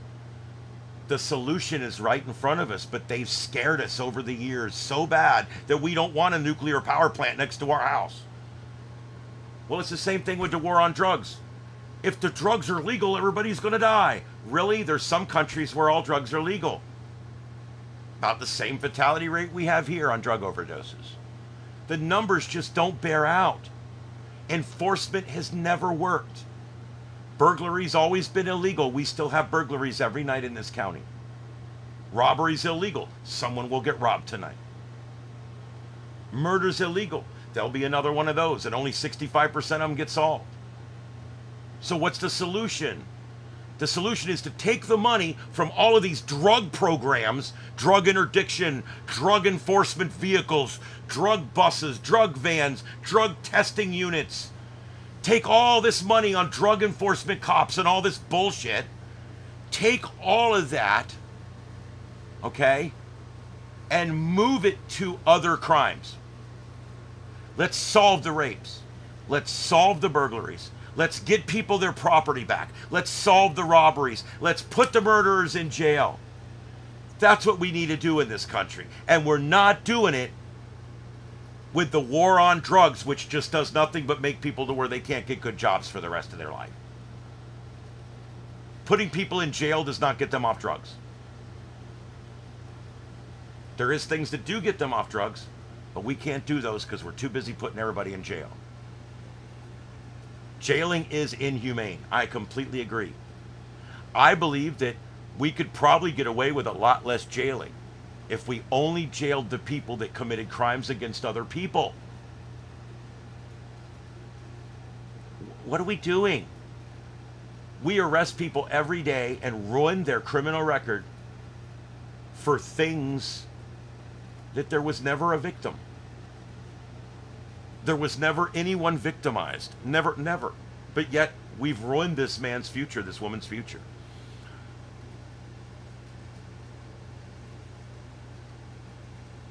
Poverty and crime do correspond to a degree, but most people that are in poverty because they've made poor life decisions, they can't get a job because they have a criminal record, or they're still hooked on the drugs.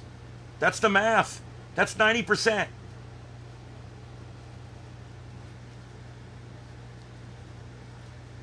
They quit calling them that down here.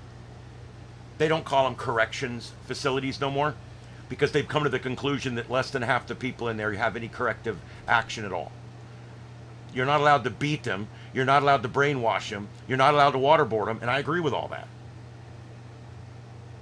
But you're also not going to correct their bad thinking in there either. It's not going to happen. So they changed it down here. They're called detention officers. Our sheriff, our state government, they're all called detention officers now. They took the word correction out of the book. Hey, thanks, Car. Thanks for coming in. I did some deep topics tonight. Oh, my God. But I'm finding people like the deeper topics.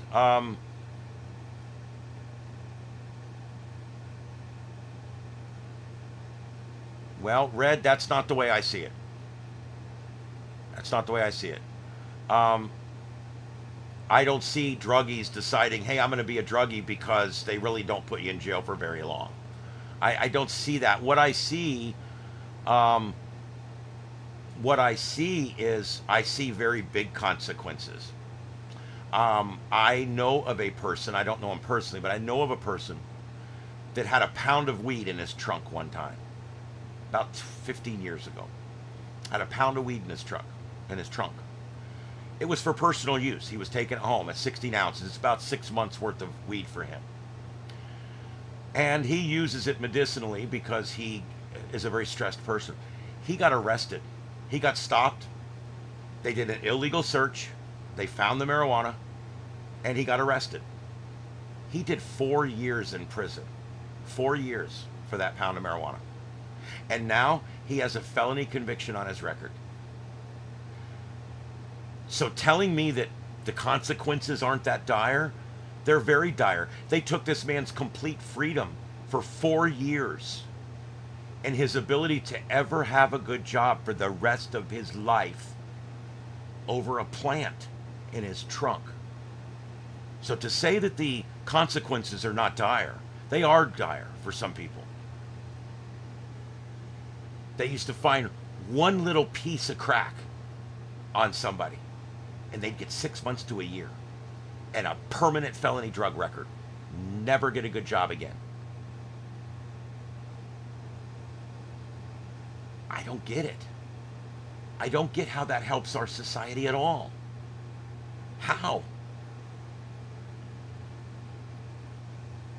Does letting them use the drug or arresting them for using the drug, which has more of a positive effect on our society? Which has less of a negative effect on our society? Putting them in jail has a negative effect on the judicial system, a negative effect on our taxes, a negative effect on our ability to house real criminals. It directly affects that man's future and his ability to work. It affects his freedom to live in a free country over something that never victimized anybody. What are we doing? What are we doing? The war on drugs has not helped anybody. It doesn't help the innocent. It doesn't help the guilty. It doesn't help the users. It doesn't help the non-users. All that drug enforcement. You can buy weed right here in my neighborhood. What's it done? Now I can buy it at the head shop at the top of the street. All those hundreds of thousands of people they put in jail for weed, perfectly legal now. What's changed? Nothing.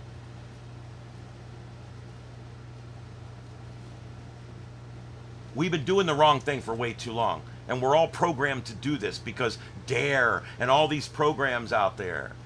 I do believe in keeping children off drugs. I also believe there's some real problems with the way that's being done. That's for another night.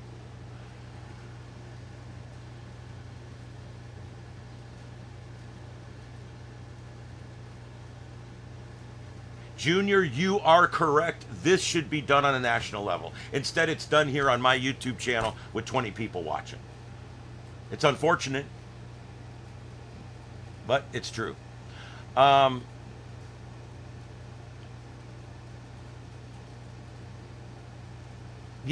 marijuana is legal here, and marijuana was never the problem before, and it's not the problem now. As a matter of fact, like I said, crime went down slightly. Domestic battery has gone down slightly since marijuana is now readily available. A lot of times, if you have something to smoke, you don't beat your wife, I guess. I don't know, I'm just guessing. That was never my shtick.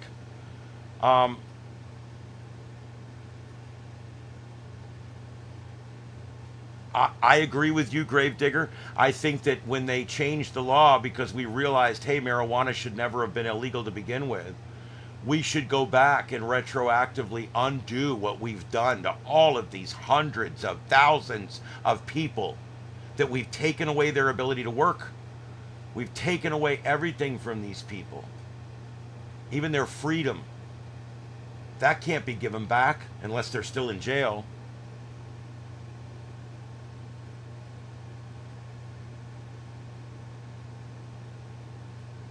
Yeah. Yeah, I think the heroin that's been brought on by the opiates that our doctors all were prescribing us because they were all getting incentives from the drug manufacturers. You know something? I get all that, and I agree with all that. I I was in an office one time. I'm not going to even tell you what kind of doctor it was. I was in an office one time for a specialist.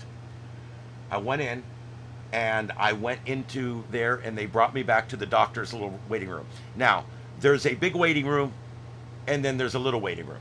And I was brought back to like the pre-waiting room in the back where you wait just to go see the doctor. There's like 2 chairs. I go in there and I sit, and I can hear the conversation going on in the doctor's office behind my head. The door was not closed completely. And I listened to a man from a drug corporation. This was 15 years ago. I listened to a man from a drug corporation give my doctor free plane tickets and a stay at a hotel down in the Cayman Islands for a week as incentive to begin using his new drug that they had just come out with called Zyprexa. And I'm like, wow, I hadn't even heard of the drug or anything before. And I was like, wow, that's incredible. I sat there and listened to it happen. And then the guy leaves, and the doctor calls me in, and I sit down and I'm talking to him. I wanted so bad to confront him, but I didn't because he was my doctor and I needed his help. But I just thought it was crazy that they literally were giving this man and his wife a free vacation in the Cayman Islands in order to start giving out prescriptions for their drug and not the other company's drug. Yes, Red, I have too. I actually have several friends that were addicts that are now friends that have turned their life around. And unfortunately, in one of their cases, can never get a good job ever again. They're a good person, good soul. They want to get into nursing. They want to get into nursing. They're 33 years old and they want to get into nursing. They want to go help our elderly in nursing homes. They want to help other humans and they can't. Why? You cannot get into nursing with any kind of drug arrest, even a misdemeanor, because you're working around drugs. And so what we've done is we took a woman who is great, would be a great nurse. She loves people. She would be a great nurse. But because of a drug arrest 15 years ago, she cannot be a nurse. She was 19 when she was arrested or some shit. And so I used that as a case study because we lost a nurse. We didn't gain a drug addict. She got off the drugs and the arrest didn't help. She got off the drugs later because she wanted to, not because of the arrest. But that's still, there's nothing she can do going forward. Even expungement is 10, 15 years away, even if she can get it. So what did it do to help her? Nothing. It ruined a nurse that we could have had helping us right now. Red, I agree with that too. Some drugs make people violent. Okay. That certainly isn't the norm. 10,000 people will use methamphetamine tonight in this county and none of them will go crazy. But it does happen. It's one of those things that's been blown out of proportion over the years. I was a cop. In 8.5 years as a cop, working about 20 hours a week, so it was part-time, because I was a full-time firefighter. I never ran anybody on a rage over drugs.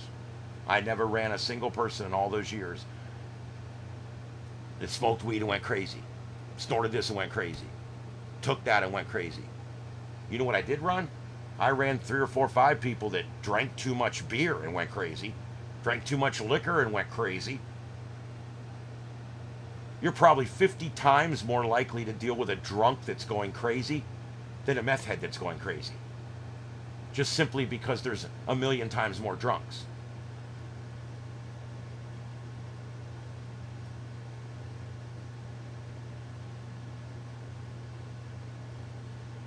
Yeah, I'm not going to say drugs are nonviolent. I won't say that. I won't quite meet you there. I can't. Some drugs are, like marijuana. There's not a single case that I can have ever heard of where someone got high and beat somebody up. It doesn't happen. As a matter of fact, most of the time it's like, hey, let's go get high so we don't fight. But hard drugs, yes, and alcohol. Both of those change your chemical makeup in such a way that you can have a violent tendency or you can even have a violent episode. And so I do agree that there is a connection between drugs and violence. I also believe that connection has been blown way out of proportion over the years. Remember, whatever they tell you in DARE or drug enforcement or whatever they tell you, those are lies. Statistics don't lie, but liars make statistics. Remember that. Yes, I agree with you on that, Galactic, to an extent. But we are talking about medical and chemical here, where with guns we're not. So a little bit apples and oranges, but I see your point. I do agree with your point to a degree. Yeah, that's an argument for another day, but guns are not violent at all. People are violent. People use guns as a tool. With drugs, a lot of times people just use too much and it makes them chemically unstable.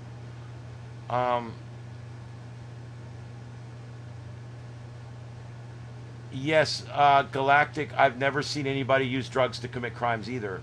But I do know that a lot of crime is committed because drugs are hard to get and they're expensive. That's the bottom line. If drugs were, you could go and even if you had to submit paperwork to get them and you bought them for a fair price and then went and used them, there's no criminality there. We're not chasing you around town. And people don't go do drugs to commit crimes. I don't believe that. People commit crimes to get drugs. They commit crime because they have to get money to eat. And because of a drug arrest, they can no longer get a good job. I don't know of any employers at all that will hire you with a drug past at all. So where do you work? It turns you into a career criminal. I hate to say it. All this drug arrests have done over the years is turn a large portion of our society into people that can't get good jobs. Okay, Red, yeah, I'm sure there's some of those, but we're talking about a distinct minority there.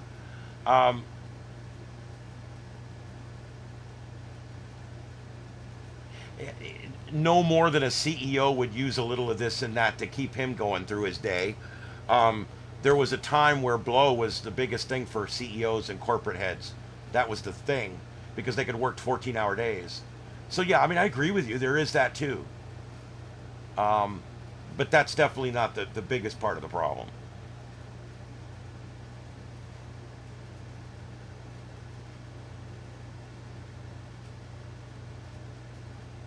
That's good, Red. I'm glad to hear that there's some employers out there. I'm in broadcasting, so it's a lot less forgiving for me. Now, I probably could have drove a cab with a drug arrest. I probably could have drove a wrecker with a drug arrest. But if I wanted to get back into broadcasting, which I did, I wouldn't have been able to do that with a drug arrest. Yeah, well, with fentanyl, microdosing is the only way to administer it.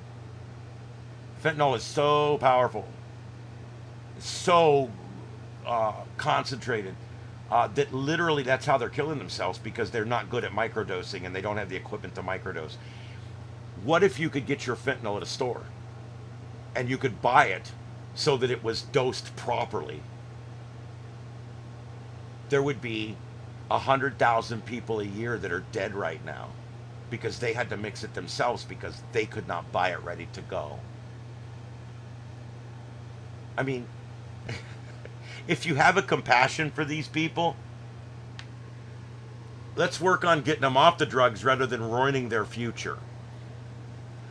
They're like, you're going to ruin your future with drugs. You're going to ruin their future with a drug arrest. What's the difference? What's the difference?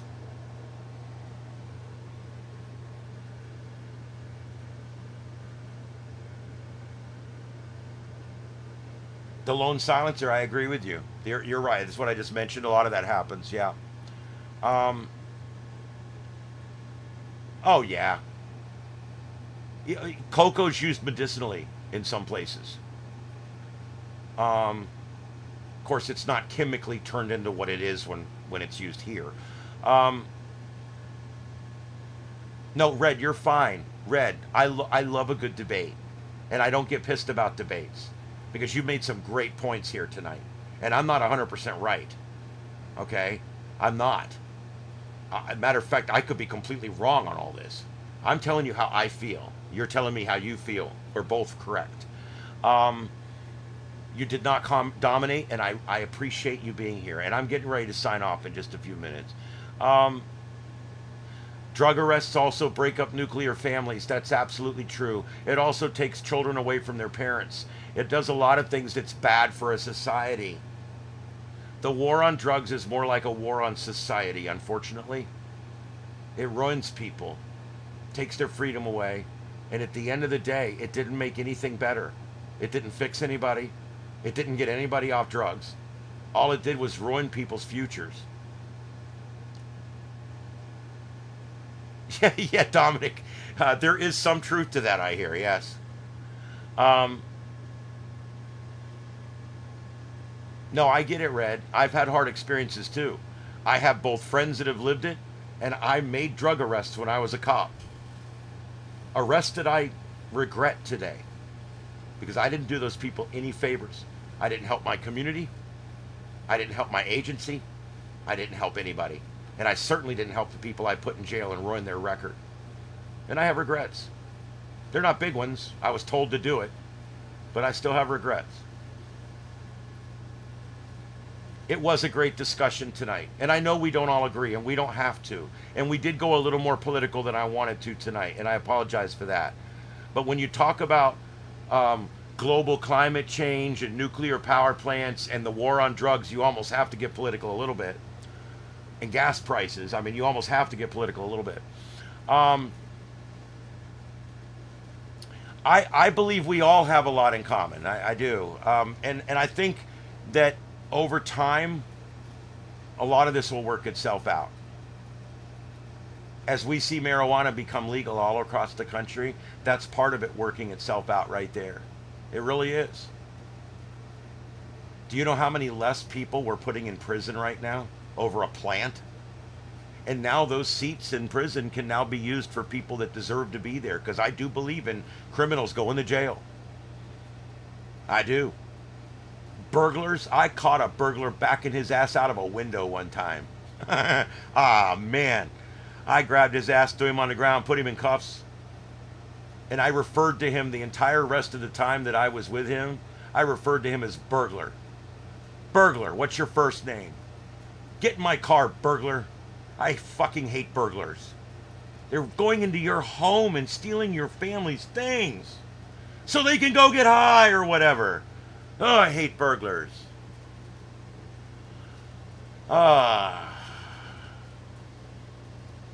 We've had a lot of honesty in here tonight. We have. So, and I like that. I like that a lot. I hope some people even go back and watch this later. I think it was a very passionate discussion. I'm going to be doing panel stuff coming up. I'm going to be doing more driving stuff coming up. I'm going to be keeping all my live streams going. So you guys stick with us out there on Starship Adventures, because I'm going to be doing a lot more than just talking in here. We've got a lot of things going on. I did 2 drives. I did one today and one last night. Had a little issue last night, but it still went out okay.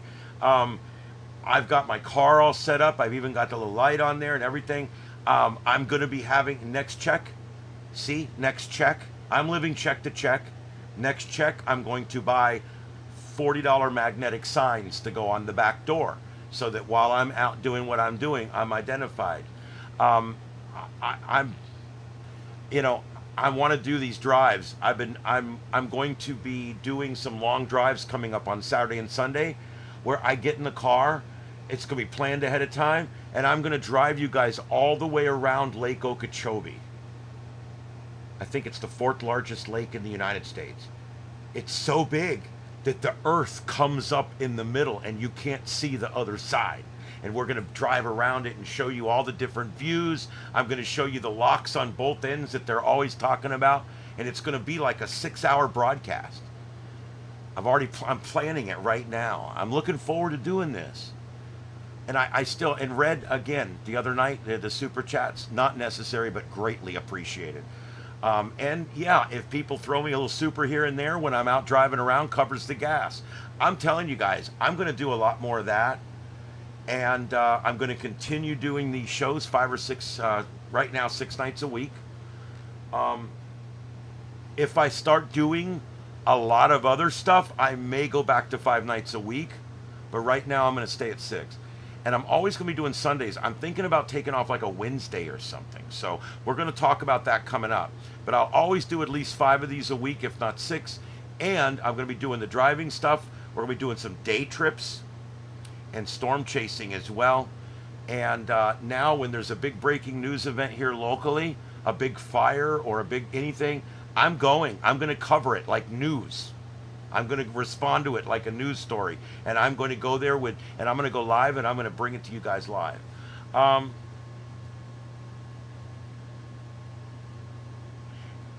Galactic, you're right. The road to truth is paved in both you and I's beliefs.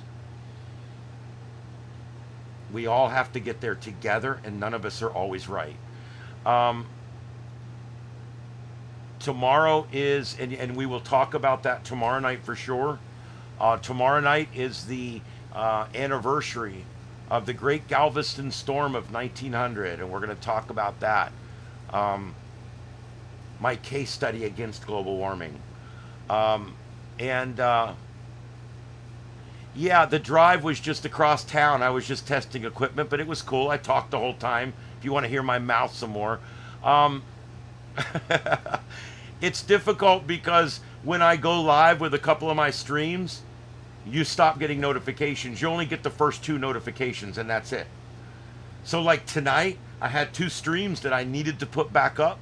So you know what I did? I went live on this, then I went live on those 2, so that way you guys would hopefully get the notification for this. I don't know if it worked or not. Yes, I do. I love a good debate. I was on the debate crew. I love to debate. I would be a better debater if my brain was better, but I can't come up with names and stuff as quick as I would like. And sometimes I go too fast, like I did earlier with peak oil, and I glossed right over it.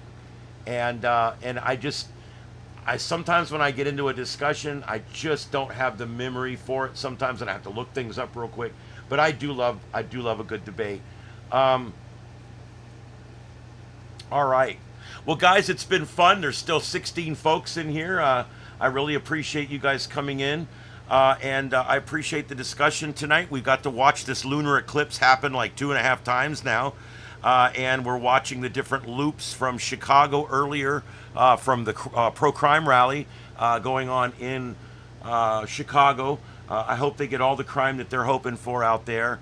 And Etna, we're watching, I'm sorry, not Etna, but Kīlauea out in Hawaii. We've been watching that. And yeah, been different things going on. And we're watching that low pressure system out in the Gulf of America right now off the coast of Sarasota. And that's there on the radar. So there's been a little bit to watch tonight. I do appreciate everybody coming in. I go back to my regular work schedule tomorrow, but I will be here tomorrow night. There's a launch at 8. I'm going to try to be in for the launch, so watch for that. All right? And that's about what I have for you guys tonight. It's been a long night. I've been broadcasting 3 hours and 36 minutes. I'm very surprised my throat lasted this long. Really surprised. But I want everybody to have a good night out there. And remember, debate is healthy. And just because we disagree with each other doesn't mean we don't need to still be friends. And that's the bottom line there. So, all right, I've done a lot of bottom lines tonight. So there you go. All right, I'll see everybody later. Again, this is Starship Adventures. I'm broadcasting live from a very wet and soggy Southwest Florida. And we will be live again tomorrow night at 9 p.m. Eastern Time right here on Starship Adventures for the sights and sounds of Earth. We'll see you next time. 7 3s, everybody. Have a good night and a safe tomorrow.